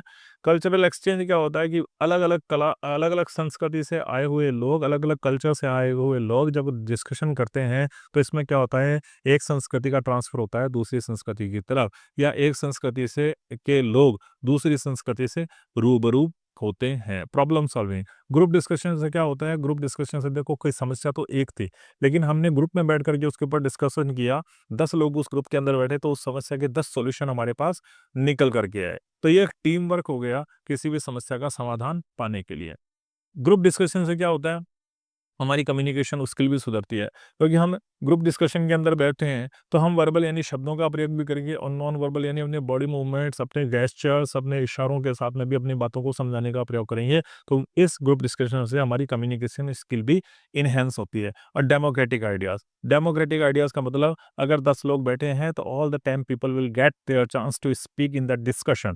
हर 10 व्यक्ति को वो मौका मिलेगा कि वो इस डिस्कशन के अंदर अपने विचारों को रख पाए। तो एक लोकतंत्रात्मक धारणा भी पनपती है सभी व्यक्तियों को, जहां पर समान अधिकार मिलते हैं। फिर आता है हमारा पब्लिक स्पीकिंग, ठीक है, बहुत इंपॉर्टेंट है ये पब्लिक स्पीकिंग। पब्लिक स्पीकिंग क्या होनी चाहिए, ये देखो इतनी चीजें हैं, जितने आपको जितना जितना मैंने दिया है ना इस स्लाइड में, केवल आपको उतनी ही चीजों को ध्यान रखना है। एलिबोरेट आप अपना आप कर लेंगे अगर आप इन चीजों को समझते चल रहे हैं। देखो, पब्लिक स्पीकिंग क्या करती है, पब्लिक स्पीकिंग से हमें बेनिफिट ये है कि हमारे कॉन्फिडेंस को बिल्टअप करती है, ठीक है।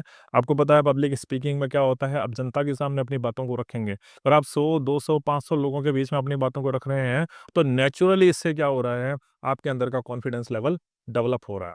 स्ट्रक्चरिंग योर स्पीच, ठीक है।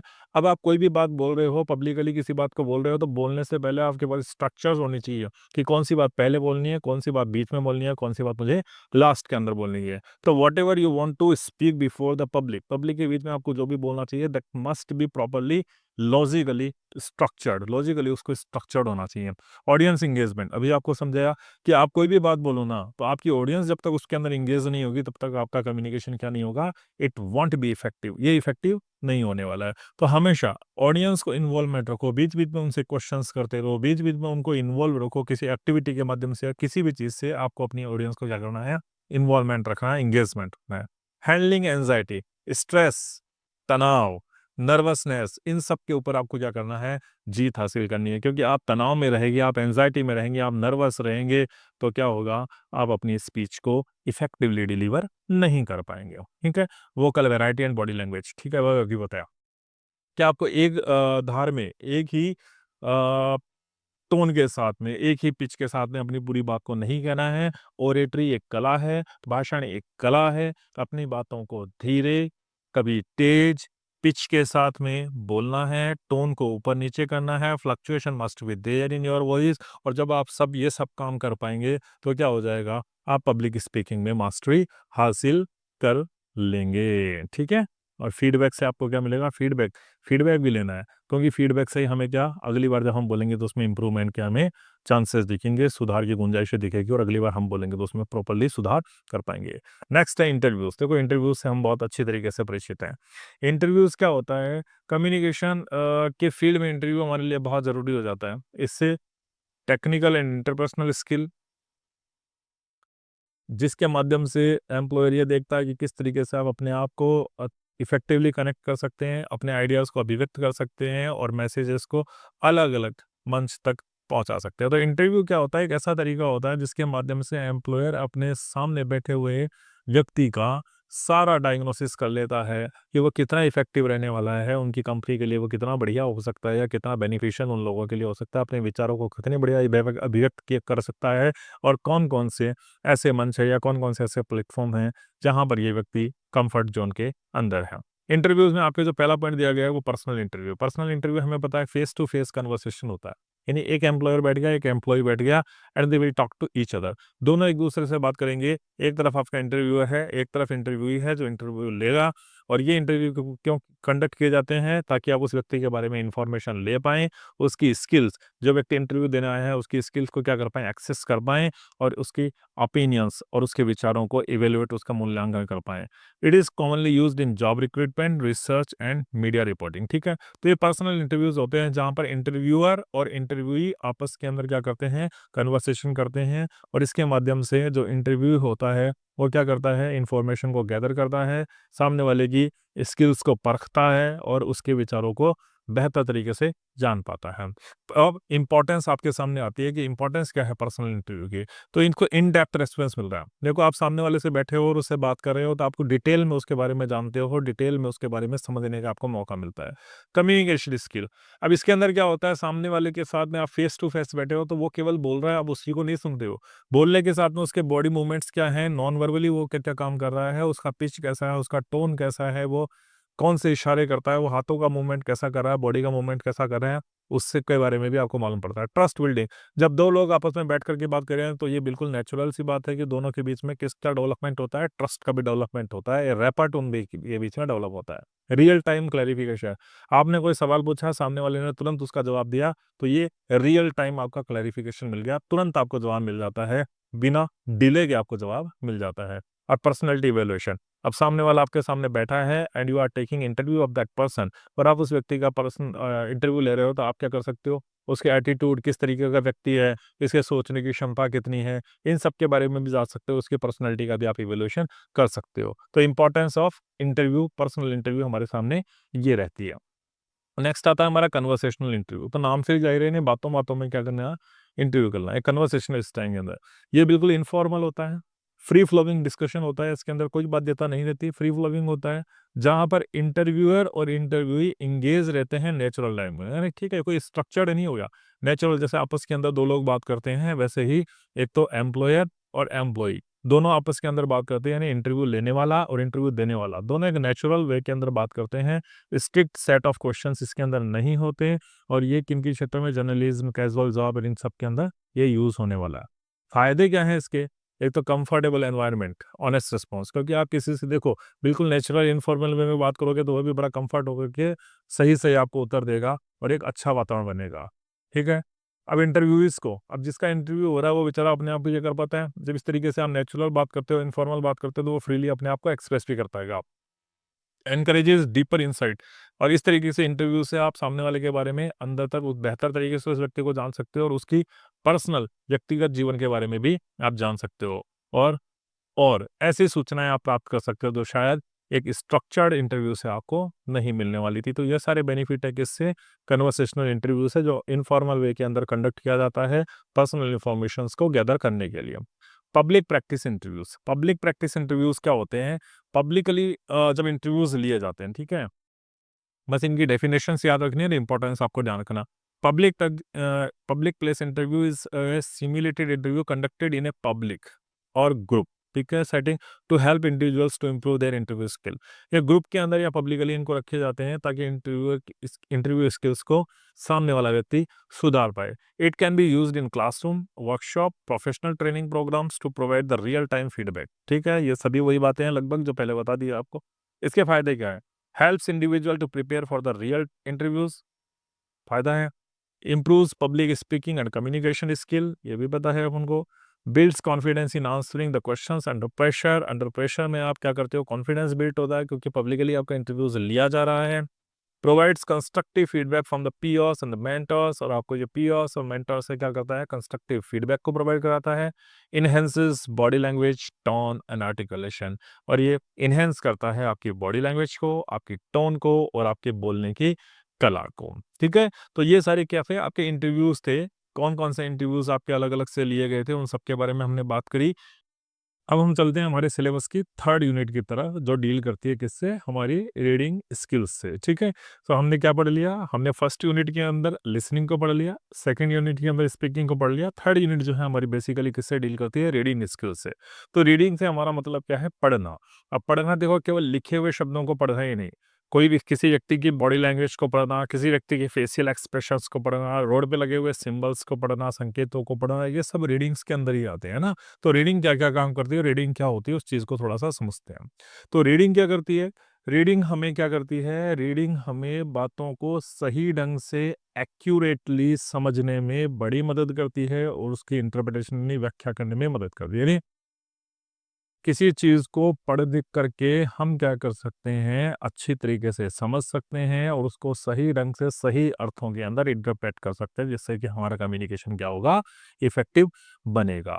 रीडिंग किस चीज़ को बढ़ाती है? कॉम्प्रहेंशन, हमारे सोचने समझने की शक्ति को बढ़ाती है। Promote critical thinking, critical thinking का मतलब हमारे विश्लेषण करने की क्षमता को बढ़ाती है।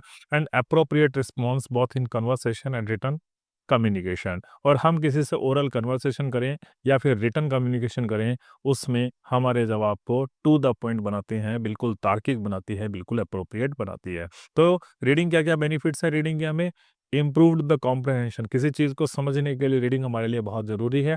बेटर रिस्पॉन्सेज, किन्हीं चीज़ों का प्रत्युत्तर देने के लिए हमें पढ़ना होगा, क्योंकि अगर हमने चीज़ों को पढ़ा है तो हम किसी भी चीज़ का जवाब ढंग से दे पाएंगे। स्ट्रॉन्गर आर्ग्यूमेंट्स, रीडिंग हमारी तर्क क्षमता को बढ़ाती है, आर्ग्यूमेंटेटिव पावर को बढ़ाती है। और रीडिंग हमें क्या करती है? डिफरेंट कल्चर से अवेयर कराने का अवसर प्रदान करती है। It provides her the opportunity to get familiarity with the different cultures. ठीक है, रीडिंग ये काम करती है। अब रीडिंग में हमारे कोर्स के अंदर 3 रीडिंग बेसिकली दी गई है। एक को हम कहते हैं क्लोज रीडिंग, दूसरे को हम कहते हैं स्पीकिंग स्कीमिंग और तीसरे को हम कहते हैं स्कैनिंग। तो 3 तरीके से कोई व्यक्ति पढ़ता है। ठीक है, हमारे कोर्स के अंदर इन 3 चीज़ों को दिया गया, तो इनके बारे में आपको नॉलेज होना चाहिए। सबसे पहले हम कहते हैं क्लोज रीडिंग। क्या होती है क्लोज रीडिंग? तो हम सबको पता है, क्लोज रीडिंग का मतलब ढंग से पढ़ना, ध्यान से पढ़ना, हर चीज़ को बड़ी माइन्यूटली पढ़ना। ऐसा नहीं है कि सिर्फ लिखे हुए शब्दों को पढ़ना है, हमें लिखे हुए शब्दों के साथ में क्या समझना है? Understand the deeper meaning, deep meaning को समझना है, वो किस तरीके से लिखा गया उसकी स्ट्रक्चर को समझना है और उसकी इंट्रिकेट डिटेल्स को समझना है। ना केवल शब्द क्या कहते हैं हमें वो पता लगाना है, बल्कि वर्ड चॉइस किसी ने कैसी करी है, उसकी टोन क्या है, लिखने का तरीका क्या है और उसके माध्यम से उसके अंडरलाइन थीम क्या है, इन सब चीज़ को पढ़ना। यानी नॉट ओनली द लाइन्स, केवल शब्दों को नहीं पढ़ना है, केवल सेंटेंस वाक्य को नहीं पढ़ना है, बल्कि हिडन मीनिंग क्या है, उसके पीछे छुपा हुआ क्या है, कहने वाले की भावना क्या थी, कहने वाला किस संदर्भ में इन बातों को कहना चाहता था, इन सब चीज़ों को पढ़ना ही हमारा रीडिंग कहलाता है। इफेक्टिव कम्युनिकेशन के लिए बहुत ज़रूरी है, क्योंकि इसी अगर हम रीडिंग करेंगे तभी हम चीज़ों को ढंग से समझ पाएंगे और तरीके से उनका जवाब दे पाएंगे। इसको हम क्लोज रीडिंग कहते हैं। Essential components of the close reading, close reading करने के लिए क्या क्या ज़रूरी है? तो बहुत वही चीज़ें हैं, देखो बिल्कुल नॉर्मल सी चीज़ें हैं। फोकस ऑन डिटेल, हर चीज़ को ढंग से समझो, किस शब्द का चयन किया है, कौन से वर्ड फ्रेज को यूज़ किया है और कौन सी लिटरेरी टेक्निक को यूज़ किया है अपने मीनिंग को कन्वे करने के लिए। डिटरमाइन द ऑथर्स पर्पस, यानी किसी व्यक्ति ने कोई चीज़ लिखी है तो उसका उद्देश्य क्या था उसको लिखने के लिए, उस चीज़ को कॉम्प्रहेंड करना, उस चीज़ को समझना कि क्या मैसेज वो देना चाहता है। Evaluate the tone and style, किसी ने कोई बात कही तो है, लेकिन उसका कहने का तरीका क्या था? ठीक है, कई बार कहते हैं ना यार कही तो ठीक थी लेकिन कहने का तरीका गलत था, है ना? तो उसको लिखा है अगर किसी ने, तो उसको लिखने का तरीका क्या था, उसकी टोन क्या थी, उसने किन शब्दों का चयन किया, किस प्रकार से अपने वाक्यों को कंस्ट्रक्ट किया, कौन-कौन से एलिमेंट्स उसने स्टाइलिस्टिक अपनाए ये, और किस तरीके का इमोशंस को वो अराइज़ करती है हमारे अंदर, उन चीज़ों को समझना। एनालाइज़ स्ट्रक्चर, स्ट्रक्चर को ऑर्गेनाइज़ करना, ठीक है? क्लैरिटी, इम्पैक्टफुल है कि नहीं है, उस चीज़ों को देखना। Take context in the account, और बैकग्राउंड कि वो लिखी गई है उसके पीछे क्या कौन सी चीज़ें जिम्मेदार थी, यानी बैकग्राउंड में कौन सी चीज़ें थी, किन व्यक्तियों के लिए, कैसी ऑडियंस के लिए पर्टिकुलर चीज़ लिखी गई है, और जब ये टेक्स्ट लिखा गया तो वो किन परिस्थितियों में लिखा गया, इन सब को पढ़ना ही, इन सब को समझना ही क्लोज रीडिंग कहलाता है। यानी क्लोज रीडिंग का मतलब क्या हो गया? आप डीपली किसी चीज़ को पढ़ते हो, वो शब्द, उसमें लिखे हुए शब्दों को और शब्दों के पीछे छुपे हुए भावों को समझना, ना केवल शब्दों के गौर करना, बल्कि उन शब्दों के पीछे किस टोन में लिखे गए हैं, किस स्टाइल में लिखे गए हैं, कौन सा स्ट्रक्चर है, कौन से इमोशंस को इवोक करते हैं, कौन सा बैकग्राउंड इनके पीछे है, और लिखने वाले का उद्देश्य क्या है, क्यों उसने इस बातों को लिखा, इन सब को समझना ही क्या कहलाता है? क्लोज रीडिंग कहलाता है। तो क्लोज रीडिंग के बेनिफिट्स क्या है? इन डेप्थ अंडरस्टैंडिंग, यानी किसी भी समझ को किसी भी बात को गहराई से समझने की शक्ति प्रदान करता है, गहराई से समझने की हमें एबिलिटी प्रदान करता है। थॉटफुल एनालिसिस, जब आप क्लोज रीडिंग करोगे किसी भी चीज़ की, जब माइन्यूटली हर डिटेल को पढ़ोगे तो आप उसका अच्छी तरीके से विश्लेषण भी कर पाओगे। कंस्ट्रक्टिव रिस्पॉन्सेज, आप पढ़ोगे अच्छा, चीज़ों को समझोगे अच्छा, तो उनका रिस्पॉन्स भी आप बहुत बेहतर तरीके से कर पाओगे और उसके साथ ही आपकी क्या करता है, लैंग्वेज स्किल को इम्प्रूव करने का प्रयास कराता है। तो ये क्या थी, आपकी क्लोज रीडिंग थी। फिर आता है स्किमिंग। स्किमिंग क्या होता है? स्किमिंग का मतलब ये होता है कि भैया आप बहुत डीपली पढ़ने की ज़रूरत नहीं है, बहुत गहराई में उतरने की ज़रूरत नहीं है। आपको केवल मेन आइडियाज़ को ग्रास्प करना है। क्या करना है? Main ideas of a text without reading every word. हर शब्द नहीं पढ़ना, बल्कि मेन आइडियाज़ को ग्रास्प करना है, एक जनरल अंडरस्टैंडिंग को डेवलप करना है, डिटेल्ड इन्फॉर्मेशन में नहीं जाना है। इससे क्या होता है, हमारा टाइम सेव होता है और क्या होता है, इससे हम कम समय में पूरे टेक्स्ट को समझ जाते हैं। ठीक है, तो ये बेनिफिट्स हैं इसके। इससे क्या होता है, टाइम सेव हो जाता है, पूरा पढ़ने की ज़रूरत नहीं है, केवल हमारी जो काम की जो चीज़ें थी, हमारे लिए महत्वपूर्ण जो चीज़ें थी, हमने केवल उन्हीं पे गौर किया। इम्प्रूव्स द एफिशिएंसी, हमारी दक्षता को बढ़ाता है कि हम आसानी से लंबे चौड़े टेक्स्ट में लोकेट कर पाते हैं उन चीज़ों को, सिर्फ और सिर्फ जो हमारे काम की है। पूरा टेक्स्ट नहीं पढ़ना है, हम बार बार स्किमिंग को अपनाएंगे तो डायरेक्टली हमारे अंदर क्या होगा, नेचुरली एक ऐसी स्किल डेवलप हो जाएगी कि हमारे काम की चीज़ क्या है, हम डायरेक्टली उस पे चले जाएंगे। और एट्स द डिसीजन मेकिंग, और quickly identify if you need a detail reading. ठीक है, और जब आप सरसरी तौर पर, ऊपरी तौर पर उस चीज़ को पढ़ लोगे, तो आपको लगेगा कि यार इस चीज़ को पूरा पढ़ना चाहिए था या मुझे नहीं पढ़ना चाहिए था। तो आपका डिसीजन पावर भी डेवलप करती है कि अगर वो चीज़ है आपके काम की है, सरसरी तौर पर ऊपर से देखने पर वो आपको क्या लगी, बेहतर लगी, तो फिर आप उसको पूरा भी पढ़ सकते हैं। इसको हम क्या कहते हैं, स्किमिंग कहते हैं। फिर आता है स्कैनिंग। ठीक है, स्कैन तो हम सबको पता है किस चीज़ को कहते हैं। स्कैन का मतलब होता है कोई स्पेसिफिक इंफॉर्मेशन, ठीक है, हमारे काम की नहीं, कोई स्पेसिफिक इन्फॉर्मेशन किसी पूरे टेक्स्ट के अंदर से कोई 2 या 3 या 4 जगह हमारे काम की चीज़ें लिखी थी, केवल उन चीज़ों को लोकेट करना, उन चीज़ों को फाइंड आउट करना। अनलाइक स्कीमिंग, स्कीमिंग में क्या होता था, जनरल ओवरव्यू मिलता था। स्कैनिंग में क्या होता है, केवल हमें पर्टिकुलर डिटेल्स जैसे डेट, नाम, कीवर्ड्स, स्टैटिक्स, है ना, इन सब के ऊपर गौर करना, ये स्कैनिंग कहलाती है। ठीक है, स्कैनिंग के फायदे क्या होते हैं, क्या स्कैनिंग को कब यूज़ किया जाता है? Searching for the contact information. ठीक है, स्कैनिंग, किसी का कॉन्टैक्ट इन्फॉर्मेशन निकलना है, ईमेल आईडी निकलना है, मोबाइल नंबर निकालना है डायरेक्ट ईमेल से, तो उसके लिए स्कैनिंग को यूज़ किया जाता है। मीटिंग एजेंडा, कि किसी विषय पर कोई मीटिंग होने वाली है तो उस मीटिंग का एजेंडा क्या है, उस फेमस टॉपिक्स को, स्पेसिफिक टॉपिक्स को लोकेट करने के लिए। Finding data in reports and locating the keywords and references. ठीक है, जो की स्टेटमेंट्स हैं उनको लोकेट करने के लिए भी स्कैनिंग का प्रयोग किया जाता है। ठीक है, फिर बेनिफिट्स। बेनिफिट्स क्या है स्कैनिंग के, अभी आपको बताए थे। सेव टाइम करती है, इंक्रीज एफिशिएंसी करती है और रिड्यूसेस द इंफॉर्मेशन ओवरलोड। ये हमारे स्कैनिंग के क्या है, बेनिफिट हुए। तो रीडिंग में 3 चीज़ हो गई आपकी, क्लोज रीडिंग हो गई, स्कैनिंग हो गई और स्किमिंग हो गई। ठीक है, अब यूनिट 4th में आ जाए, जो हमारे सिलेबस की सबसे लास्ट यूनिट है, और ये लास्ट यूनिट किससे डील करती है, हमारी राइटिंग स्किल्स से। और कम्युनिकेशन में या किसी भी लैंग्वेज को सीखने के लिए जो सबसे टिपिकल या कॉम्प्लेक्स चीज़ मानी जाती है, वो किस चीज़ को माना जाता है, राइटिंग स्किल को माना जाता है। तो इसमें कुछ डिफरेंट डिफरेंट पॉइंट्स हैं जो आपके दिए हुए हैं, एक एक नंबर एक एक करके हम उनको समझने का प्रयास करते हैं। सबसे पहले हमें समराइजिंग के बारे में इसमें पूछा गया है कि समराइजिंग क्या होती है। तो समरी हम सबको पता है कि समरी क्या होता है, किसी भी चीज़ को हम ब्रीफली जब लिखते हैं उस चीज़ को समरी कहा जाता है। समरी हम अपनी लैंग्वेज के अंदर लिखते हैं। तो समरी की क्या डेफिनेशन होती है, समरी की क्या चीज़ होता है कि briefly restating the main points of a conversation, a text of the presentation in your own words. आप अपने शब्दों में किसी भी कन्वर्सेशन, किसी भी टेक्स्ट या किसी भी प्रेजेंटेशन के मेन मेन पॉइंट को डिक्टेट करते हो, वही आपकी क्या होती है, समरी होती है। ठीक है, the goal is to capture the key ideas. लक्ष्य क्या होता है, केवल मुख्य मुख्य बिंदुओं को उठाया जाए और ओरिजिनल मीनिंग का किसी भी तरीके से लूज नहीं हो। यानी मुख्य बात, जो मुख्य संदर्भ में जो बात की गई थी, जो मुख्य विषय वस्तु होती है ना, वो किसी भी तरीके से हैम्पर नहीं होनी चाहिए। ओरिजिनल मीनिंग कन्वे होना चाहिए, लेकिन बातों को आप बिल्कुल क्या कहोगे, बिल्कुल कंसाइज मैनर में, संक्षिप्त में, अपने स्वयं के शब्दों में उसको कहोगे। ठीक है, तो ये आपकी क्या होती है, समरी होती है। ठीक है, अब समरी किस तरीके से क्रिएट की जाती है, तो हम सब समरी को क्रिएट करते हैं। समरी किस तरीके से क्रिएट की जाती है, समरी में सबसे पहले आपको सेंट्रल पॉइंट्स को ढूंढना है। ठीक है, क्या केंद्र बिंदु था, किस सब्जेक्ट के इर्द गिर्द इस समरी को कहा गया। फिर बी कंसाइज, आपको बहुत संक्षिप्त इसको करना है। ठीक है, इसको शॉर्ट करना है, इसको डेफ्ट करना है और बिल्कुल संक्षिप्त रूप में लिखना है। और संक्षिप्त रूप में लिखने के लिए आपको क्या करना है, अपने स्वयं के शब्दों का प्रयोग करना है, क्योंकि समरी जो होती है हमेशा अपने स्वयं के शब्दों में लिखी जाती है। फिर मेंटेन एक्यूरेसी। जब आप संक्षिप्त कर लेते हो किसी बात को तो आपको इस चीज़ का भी याद रखना है कि जो ओरिजिनली बात कही गई थी, कहीं उससे डिफर मीनिंग तो नहीं आ गया आपने समरी के लिए। यानी समरी में मीनिंग आपका ओरिजिनल वही आना चाहिए जो मुख्य टेक्स्ट के अंदर था, जो मुख्य कन्वर्सेशन के अंदर था, जो मुख्य कम्युनिकेशन के अंदर था। तो मेन कम्युनिकेशन में जो पॉइंट्स थे, मेन कम्युनिकेशन का जो मेन सेंट्रल थीम थी, वही सेंट्रल थीम समरी करते हुए भी आपके पास आनी चाहिए और एक्यूरेटली उसको बताना चाहिए।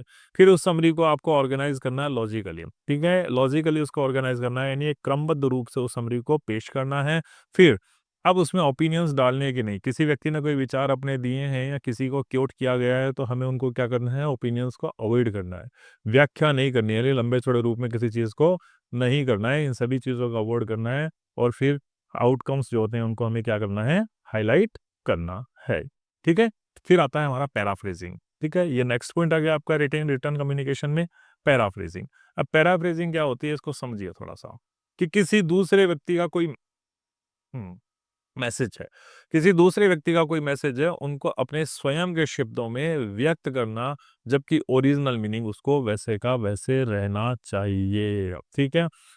समरी में तो क्या हुआ, आपने शॉर्ट कर दिया, ध्यान रखना, समरी में तो शॉर्ट हो जाता है, आप अपने शब्दों में बात को कहते हैं और उसको जैसे बात लिखी थी 2 पेज की, आपने शॉर्ट करके उसको आधे पेज की कर दी without losing the meaning, original meaning of the text. लेकिन यहाँ पे क्या होगा, पैराफ्रेज करोगे, पैराफ्रेज यानी किसी व्यक्ति ने अपनी बातों को कहा है तो आप उसको अपने शब्दों में लिखोगे, ओरिजिनल मीनिंग वैसा ही रहना है, लेकिन आप क्या करोगे, उसको छोटा नहीं करोगे। तो इट इज ए की skill for active listening, active listening के लिए आपकी सबसे बेहतरीन की स्किल है, समझने के लिए और इफेक्टिव रिस्पॉन्स देने के लिए आपको पैराफ्रेजिंग करनी चाहिए। अब ये पैराफ्रेजिंग करते कैसे हैं, इस चीज़ को थोड़ा सा हम समझते हैं। देखो, पैराफ्रेजिंग करने के लिए सबसे पहले आपके लिए क्या जरूरी है, उस मैसेज को समझो। सबसे पहले अंडरस्टैंडिंग ऑफ द मैसेज होना चाहिए कि वो मैसेज क्या है, वो संदेश क्या है, वो कौन सा कन्वर्सेशन है जिसकी आपको क्या करनी है, पैराफ्रेजिंग करनी है। फिर पैराफ्रेजिंग करने के लिए आपको स्वयं के शब्दों का, अपने शब्दों का प्रयोग करना है। अपने शब्दों का प्रयोग या अपनी लैंग्वेज में जब आप उस पैराफ्रेज करोगे किसी के द्वारा कही गई बात को, तो आपको एक चीज़ जो नोटिस में रखनी है, जिस पे सबसे ज़्यादा ध्यान देना है कि उसका मीनिंग जो है ना, वो लूज़ नहीं होना चाहिए, ठीक है? जिस अर्थ में वो बात कही गई है, जिस संदर्भ में वो बात कही गई है, जिस एम को लेकर के वो बात कही गई है, वो एम वैसा ही रहना चाहिए, वो एम हैम्पर नहीं होना चाहिए। आप शब्द अपने प्रयोग कर रहे हो लेकिन उसका मीनिंग चेंज नहीं होना चाहिए। बी कंसाइज़, आपको संक्षिप्त होना है, आपको ज़बरदस्ती बहुत ज़्यादा लेंथी नहीं करना है, वरना उसका इफ़ेक्ट ख़त्म हो जाएगा। आपको की पॉइंट्स को इंक्लूड करना है और आपको क्या करना है, उसको बिल्कुल अनवांटेड इन्फॉर्मेशंस को बाहर कर देना है। स्ट्रक्चर अपना आप चेंज हो जाएगी। जब आप किसी के द्वारा कही गई शब्दों को जब अपने स्वयं के शब्दों में लिखोगे तो अपना आप आपके सेंटेंस की स्ट्रक्चर चेंज हो जानी है। एक्यूरेसी को आपको चेक कर लेना है कि आप बिल्कुल ठीक-ठीक लिख रहे हैं और फिर सोर्स को आपको साइट कर देना है कि किन चीज़ों के लिए या किन चीज़ों के या किस संदर्भ में आपने इन चीज़ों को लिया है। इसको हम क्या कहेंगे, पैराफ्रेजिंग कहेंगे। फिर इंपॉर्टेंट टॉपिक है आपके एक नोट मेकिंग, ठीक है? रिटन कम्युनिकेशन में तीसरी चीज़ है आपके note making. Effective note making होती है ड्यूरिंग द कन्वर्सेशन। जब आप मीटिंग्स में होते हो, कोई किसी लेक्चर में होते हो या किसी कन्वर्सेशन के अंदर होते हो, तो आप क्या करते हो, कुछ इंपॉर्टेंट चीज़ों के नोट्स अपने पास रखना चाहते हो ताकि आप उनको बाद में रिवाइज कर पाओ। तो ठीक इसी तरीके की चीज़ें जब कम्युनिकेशन में होती है तो उनको किस तरीके से किया जाता है, उसी को हम इफेक्टिव नोट टेकिंग कहते हैं। इफेक्टिव नोट टेकिंग कैसे हो सकती है उसके बारे में हम बात करते हैं कि कौन-कौन सी चीज़ें हैं जिससे हम इफेक्टिव नोट टेकिंग करेंगे। सबसे पहले तो लिसन एक्टिवली बिफोर राइटिंग। आप किसी भी चीज़ के नोट्स बना रहे हैं ना, तो उससे पहले आप सामने वाला जो बोल रहा है ना, उन चीज़ों को आप ध्यान से सुनिए, ठीक है? उनके लिए ध्यान से सुनिए और सुनने के बाद में उनको कॉम्प्रिहेंशन यानी उनको समझने का प्रयास कीजिए, ठीक है? तो किसी ने वर्बेटिम यानी वर्बली वर्बली कोई बात कही है, ओरली कोई बात कही है, तो उसको हमें पहले ध्यान से सुनना है और सुनने के बाद उन बातों को समझने का हमें प्रयास करना है। हाइलाइटिंग द की पॉइंट्स को हाइलाइट करना है, ठीक है? हमें क्या करना है, की पॉइंट्स को हाइलाइट करना है। डिफरेंट सिंबल्स के रूप में हम बातों को शामिल कर सकते हैं, कलर्स के रूप में शामिल कर सकते हैं, तो उन क्रिटिकल इन्फॉर्मेशन को सिग्निफाई करने के लिए, ठीक है? आप क्या करते हैं, देखो, जब नोट्स आप लिखते हो तो सामने वाला बोल रहा है तो आप एज इट इज तो लिख नहीं सकते, तो एज इट इज लिख नहीं सकते तो आप सिंबल्स के रूप में या अलग कलर के रूप में आप महत्वपूर्ण महत्वपूर्ण इन्फॉर्मेशंस को, एक्शंस को, है ना, डेडलाइंस को, इन सब चीज़ों को अलग से हाईलाइट कर दीजिए। तो वो क्या होगा, आपके बाद में जब आप इन नोट्स के थ्रू गुजरोगे तो आप प्रायोरिटी उनकी बना लोगे कि कौन सी चीज़ ज़्यादा महत्वपूर्ण थी या कौन सी कम महत्वपूर्ण थी। Summarize rather than transcribe. आपको ट्रांसलेट नहीं करना है चीज़ों को, ठीक है। जब सामने वाला कोई कह रहा है तो आपको उसको ट्रांसलेट नहीं करना है, बल्कि क्या करना है, आपको उसको समराइज करना है, उसको संक्षिप्त रूप में कंसाइज मैनर में उसके नोट्स को लेना है, क्योंकि पूरे नोट्स ले पाना ना तो आपके लिए पॉसिबल है और ना ही आपके लिए ज़रूरी भी है। फिर स्ट्रक्चर्ड फॉरवर्ड, यानी बुलेट पॉइंट्स बना करके आप नोट्स ले सकते हो। माइंड बैटिंग, दिमाग में उन चीज़ों को विजुअलाइज करके आप नोट्स ले सकते हो। कॉर्नल मेथड, यानी अपने जो नोट्स ले रहे हो उस पेज को आप कुछ सेक्शन में बांट सकते हो, जैसे नोट्स होंगे, क्यूज होंगे, कुछ समरी होगी, है ना, इस तरीके से आप बांट लोगे तो आपको लिए काफ़ी हेल्पफुल रहने वाला है। नेक्स्ट आता है use the technology if appropriate. अगर अप्रोप्रिएट हो तो आपको टेक्नोलॉजी को क्या यूज़ करना है, जैसे टैबलेट हो गया, कंप्यूटर हो गया, किसी भी चीज़ से, टेक्नोलॉजी से आप क्या करेंगे, बिल्कुल उससे अप्रोप्रिएट करेंगे। And ask clarifying questions if necessary. अगर कोई क्वेश्चंस ज़रूरी है, अगर कोई चीज़ें आपकी क्लियर नहीं हो रही है तो आपको क्या करना है, आप क्वेश्चन पूछ करके भी इन चीज़ों को क्या कर सकते हैं, बिल्कुल क्लियर कर सकते हैं, है ना। अगर आपके कहीं डाउट्स हैं नोट टेकिंग, तो फिर आपकी क्या होगी, गलत हो जाएगी। इसलिए बजाय इसके कि आप गलत नोट्स बनाएं, आप क्या कर लें, चीज़ों को क्लियर या क्लैरिफाई कर लें। फिर आता है आपका नेक्स्ट राइटिंग स्किल्स के अंदर क्या है, एसेज दिया गया है, निबंध दिए गए हैं। निबंध के बारे में आपके पास 3 टाइप के निबंध हैं, आपके कोर्स में दिए गए हैं। उन चीज़ों को थोड़ा सा आप एक ब्रीफली समझ लीजिए तो आपके बड़ा यूजफुल रहेगा।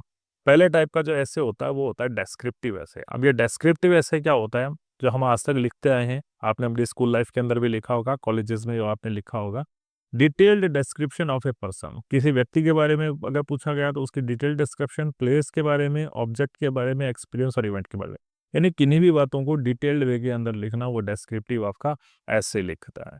और ऐसा क्यों लिखा जाता है, क्योंकि इसका एक लक्ष्य होता है to paint a vivid picture of the readers mind using the sensory details, कि आपकी जो सेंसरी डिटेल्स हैं, ठीक है, आपकी जो इंद्रियां हैं, जैसे आप देखते हो, सुनते हो, है ना, फील करते हो, टच करते हो, टेस्ट करते हो, इन सब के लिए क्या बन देना, उस चीज़ को आप महसूस कर पाओ। जब डेस्क्रिप्टिव वे में कोई भी चीज़ कही जाएगी तो आप उन सब चीज़ों को महसूस कर पाएंगे। इसको हम क्या कहते हैं, डेस्क्रिप्टिव वे कहते हैं, जहाँ पे डिटेल्ड इन्फॉर्मेशन किसी व्यक्ति के बारे में, किसी स्थान के बारे में, किसी ऑब्जेक्ट के बारे में, या अपने किसी अनुभव या किसी घटना के बारे में दी जाती है। और क्यों दी जाती है, just to appeal your sensory items, ठीक है, आपके जो सेंसरी आइटम्स हैं उनके लिए दी जाती है। दूसरे प्रकार का ऐसे आपके कोर्स में दिया गया है, वो है एक्सपोजिटरी ऐसे। एक्सपोजिटरी ऐसे क्या होता है, जो कि एक्सपोज करना, ठीक है, एक्सप्लेन करना, clarifying the complex idea, complex idea को क्लियर करना, एक्सप्लेनेशन करना, यानी किसी चीज़ की एक्सप्लेनेशन। इंफॉर्मेशन प्रेजेंटेशन देना, फैक्चुअल कंटेंट्स को आपके सामने प्रस्तुत करना, एनालिसिस, किसी चीज़ का विश्लेषण करना, और एजुकेशनल सेटिंग में इसको कॉमनली देखा जाता है। तो एक्सपोजिटरी क्या होता है, एक्सप्लेनेशन के रूप में होता है, रिवील करना किसी चीज़ को, कोई फैक्ट्स को रिवील करना, किसी प्रकार की इंटरप्रेटिंग डेटा को आपके सामने प्रस्तुत करना, उसको हम क्या कहते हैं, एक्सपोजिटरी ऐसे करते हैं। बस इनको छोटी छोटी बातें इनके बारे में ध्यान रखनी है, बहुत ज़्यादा डिटेल में इनमें नहीं जाना है। थर्ड टाइप का ऐसे जो होता है आपके, वो होता है नैरेटिव ऐसे। नैरेटिव का मतलब कहानी के रूप में जो कही जाए, ठीक है, नैरेटिव कहानी। तो टेल्स स्टोरी, किसी व्यक्ति के बारे में, उसके पर्सनल एक्सपीरियंस के बारे में, कि उस कहानी के रूप में बड़ा बड़ा डिटेल के अंदर वो ऐसे लिखा जाता है। एक्सपोजिटरी और डेस्क्रिप्टिव ऐसे की बजाय नैरेटिव ऐसे किस पे फोकस करता है, स्टोरी टेलिंग पे फोकस करता है। इसमें कैरेक्टर्स होंगे, कॉन्फ्लिक्ट, विवाद दिखाई देंगे, प्लॉट यानी एक कहानी होगी, एक विषय वस्तु इसके अंदर आपको दिखाई देगी। इसका लक्ष्य क्या होता है, इंगेज द रीडर, आपके पाठकों को बिजी रखना, ताकि वो उन इवेंट्स को एक्सपीरियंस कर पाएं, मानो कि वो पाठक स्वयं उस कहानी में कहीं ना कहीं पात्र के रूप में उपस्थित हैं। ये 3 प्रकार के ऐसे हैं, इनकी डेफिनेशन याद रखनी है, और ये क्या होते हैं इनके बारे में आपको बेसिक चीज़ें याद रखनी है, ठीक है, बहुत ज़्यादा डिटेल में आपको उनको नहीं जाना है। नेक्स्ट आ गया लेटर। लेटर में आपके 2 प्रकार के लेटर दिए गए हैं, मैंने दोनों का डिवीजन यहाँ पे कर दिया है। एक आपका फॉर्मल लेटर दिया गया है, एक इनफॉर्मल लेटर दिया गया। फॉर्मल लेटर क्या होता है, ऑफिशियल पर्पस से, प्रोफेशनल पर्पस से, बिजनेस कम्युनिकेशन में इसको यूज़ किया जाता है। इनफॉर्मल लेटर पर्सनल कम्युनिकेशन में, फ्रेंड्स के बीच, फैमिलीज़ के बीच और अपने रिश्तेदारों के लिए हम इनफॉर्मल लेटर का प्रयोग करते हैं। टोन की अगर बात करें तो फॉर्मल लेटर की टोन पोलाइट होती है, रिस्पेक्टफुल होती है, प्रोफेशनल होती है, जबकि इनफॉर्मल लेटर की कैजुअल होगी, फ्रेंडली होगी, कन्वर्सेशनल टॉक में आप अपने मित्रों से या रिश्तेदारों से बात करोगे। लैंग्वेज की बात करें तो फॉर्मल लेटर की लैंग्वेज जो होगी वो फॉर्मल होगी, प्रॉपर ग्रामर और वोकेबलरी को फॉलो किया जाएगा। इनफॉर्मल वे में डे टू डे की जो आपकी लैंग्वेज होती है उसी को प्रयुक्त किया जाता है। सैल्यूटेशन की बात करते हैं तो हम क्या होता है डियर सर डियर मैडम लगाते हैं किसमें फॉर्मल लेटर में। लेकिन इनफॉर्मल लेटर में हम क्या करते हैं डियर फ्रेंड हाय हेलो, इस तरीके से हम हमारे फॉर्मल लेटर इनफॉर्मल लेटर की शुरुआत करते हैं। स्ट्रक्चर की बात करें तो इसमें स्ट्रिक्ट फॉर्मेट होता है। सेंडर का एड्रेस होगा, डेट होगी, रिसीवर का एड्रेस होगा, सब्जेक्ट होगा, सैल्यूटेशन होगा, बॉडी होगी, क्लोजिंग होगी, ये सब होगा। लेकिन यहाँ पे आते ही ये सारी फ्लेक्सिबिलिटी हो जाती है। कोई चीज़ की ज़रूरत नहीं है। बॉडी, क्लोजिंग, सैल्यूटेशन इन सब की कोई ज़रूरत नहीं है, फ्लेक्सिबिलिटी आई है। सब्जेक्ट लाइन इसमें ज़रूरी होती है, जबकि इनफॉर्मल लेटर में सब्जेक्ट विषय वस्तु डालने की ज़रूरत नहीं है। Body content direct, clear, concise होता है, इसमें पर्सनल, इमोशनल और डिटेल्ड होता है। कॉम्प्लीमेंट्री क्लोजर में हम योर सिंसियरली मिलते हैं, योर फेथफुली लिखते हैं। यहाँ पे लविंग मिलते हैं, बेस्ट विशेस लिखते हैं ना, इस तरीके से हम लिखते हैं। Example job application, complaint letter, इस तरीके के। फ्रेंड्स को हॉलीडे लेटर है ना, छुट्टियां बिताने का लेटर, इस तरीके के जो लेटर हैं आप अभी तक लिखते हैं वही इसमें भी होता है। ठीक है। फिर नेक्स्ट पॉइंट है मोनोलॉग वर्सेस डायलॉग। ठीक है। अब देखो मोनोलॉग वर्सेस डायलॉग, इसको थोड़ा समझ लो। मोनो मोनो यानी सिंगल, ठीक है। मोनो सिंगल यानी एक व्यक्ति जब खुद से ही बात करता है। एक व्यक्ति जब खुद से ही बात कर रहा है, दूसरा कोई व्यक्ति वहां पे प्रेजेंट नहीं है, उसको हम इंट्रापर्सनल कहते हैं और उसको हम क्या कहते हैं मोनोलॉग कहते हैं। जब दो व्यक्तियों के बीच में या दो से ज्यादा व्यक्तियों के बीच में बात होती है तो उसको हम इंटरपर्सनल कहते हैं, उसको हम डायलॉग कहते हैं। ठीक है। दोनों को आप इस तरीके से समझ लीजिए। आपने फिल्में देखी हुई है, कई बार क्या होता है कि कैरेक्टर के दिमाग में या हीरो के दिमाग में कुछ चल रहा होता है, तो पीछे से कोई तीसरी आवाज आती है जो हीरो के दिमाग में क्या चल रहा है वो आपको बताती है। ठीक है। बोल कोई नहीं रहा है, सिंगल आवाज आई और हीरो के दिमाग में क्या चल रहा है उसके बारे में आपको बता दिया। ठीक है। तो मोनोलॉग क्या हो गई, speech of a single person हो गई। अब इसको थोड़ा सा इस तरीके से समझ लिया, a long speech by one person addressing an audience और स्पीकिंग टू देमसेल्व्स। ठीक है। या तो वो खुद से बात करता है या फिर वो ऑडियंस को एड्रेस करता है, लेकिन ऑडियंस से वो बात नहीं कर रहा, अपने मन की, अपने विचार की, अपने दिल की बातें उनके सामने रिवील हो रही है। और वो किसके माध्यम से, मोनोलॉग के माध्यम से हो रही है, लेकिन वो अकेला ही बोलने वाला व्यक्ति है, कोई दूसरा प्रेजेंट नहीं है। जब ये कन्वर्सेशन बिटवीन टू और मोर पीपल होती है वो आपकी डायलॉग हो जाती है। मोनोलॉग में केवल एक ही स्पीकर होता है, डायलॉग में दो या दो से ज़्यादा स्पीकर आपके बीच में होते हैं। मोनोलॉग स्वयं के विचारों को अभिव्यक्त करने के लिए, इमोशंस को या टेल ए स्टोरी, एक कहानी कहने के लिए होते हैं। रिवील ए कैरेक्टर्स इनर फीलिंग, हमेशा कभी कभी ऐसा होता है, बहुत सी बार ऐसा होता है कि कैरेक्टर की इनर जो फीलिंग होती है, अंदर की जो भावनाएं होती है, उनको रिवील करने के लिए मोनोलॉग का प्रयोग करते हैं। नहीं, किसी के दिल में क्या चल रहा है कैसे मालूम पड़ेगा। तो आप पिक्चरों में देखते हो कि एक बैकग्राउंड साउंड आता है, वो दिल में क्या सोच रहा है या वो मन में क्या सोच रहा है, दिमाग में क्या सोच रहा है, वो सामने बैठे हुए थिएटर में लोगों को मालूम पड़ता है ना। जबकि डायलॉग में ऐसा नहीं होता। डायलॉग में दो या दो से ज्यादा लोग बैठेंगे तो एक्सचेंज ऑफ आइडियाज करेंगे, इन्फॉर्मेशन का एक्सचेंज करेंगे या ओपिनियन बिटवीन द कैरेक्टर्स होगी। टोन एंड स्टाइल की अगर बात करें तो मोनोलॉग में रिफ्लेक्टिव यानी विचारात्मक होती है, ड्रामेटिक नाटकीय होती है और इमोशनल या परसुएसिव टोन हो सकती है। जबकि डायलॉग में कन्वर्सेशनल टोन होगी, आर्ग्यूमेंटेटिव होगी, कोऑपरेटिव होगी और इंट्रोगेटिव टोन होगी। कॉमन यूज की बात करें तो कॉमन यूज में जो मोनोलॉग होता है वो प्ले में इस्तेमाल किया जाता है, मूवीज में इस्तेमाल किया जाता है, स्टैंड अप कॉमेडी में होता है, स्पीचेस में होता है, लिटरेचर में होता है। जबकि ये कन्वर्सेशन में, इंटरव्यूज में, डिबेट में एंड प्लेस में। एग्जाम्पल्स कुछ मैंने आपको यहाँ पर समझाए हुए हैं कि एक एग्जाम्पल है मोनोलॉग का, टू बी और नॉट टू बी, शेक्सपियर का एक फेमस प्ले है हैमलेट, उसके अंदर से लिया गया है। और एक आपका एग्जाम्पल है रोमियो एंड जूलियट, जो भी शेक्सपियर का प्ले है, जहाँ पर फ्रेंड्स एक मूवी के बारे में डिस्कशन कर रहे हैं। तो ये सारा का सारा सिलेबस जो था हमारा किसका था, एईसी का रहने वाला है। 2 क्रेडिट का ये कोर्स है, बहुत ज़्यादा बड़ा कोर्स नहीं है। इस वीडियो में मैंने सारे उन मेन पॉइंट्स को कवर करने की कोशिश करी है जो आप लोगों के लिए बड़े इंपॉर्टेंट हो सकते हैं। और इससे बाहर एईसी का कोई भी कंटेंट आपके नहीं आएगा। तो जितने भी टॉपिक इस एईसी के अंदर दिए गए हैं उन सभी को आपको तैयार कर लेना है। इन पॉइंट्स को आपको जितने भी बताए गए हैं इन पॉइंट्स को अपने दिमाग में रखना है। पेपर इससे बाहर आपका नहीं आएगा क्योंकि पूरा सिलेबस यहाँ पे कवर कर दिया गया है। एक छोटा सा पॉइंट रह गया आपके रिपोर्ट का, तो 2-3 टाइप की रिपोर्ट है, उसका मैं डिस्क्रिप्शन बॉक्स में लिंक डाल दूंगा, वहाँ से आप डाउनलोड कर लेना। वो रिपोर्ट के बारे में क्या होती है, रिपोर्ट कैसी होती है, अच्छी रिपोर्ट कैसे बनती है। तो भाई एक छोटा सा टॉपिक रह गया जो मैं इस वीडियो में इंक्लूड नहीं कर पाया। एंड होप्स कि इसी वाला वीडियो आप लोगों के लिए बड़ा बेनिफिशियल होगा। Good luck for your examination. Like करें, कमेंट करें, शेयर करें, सब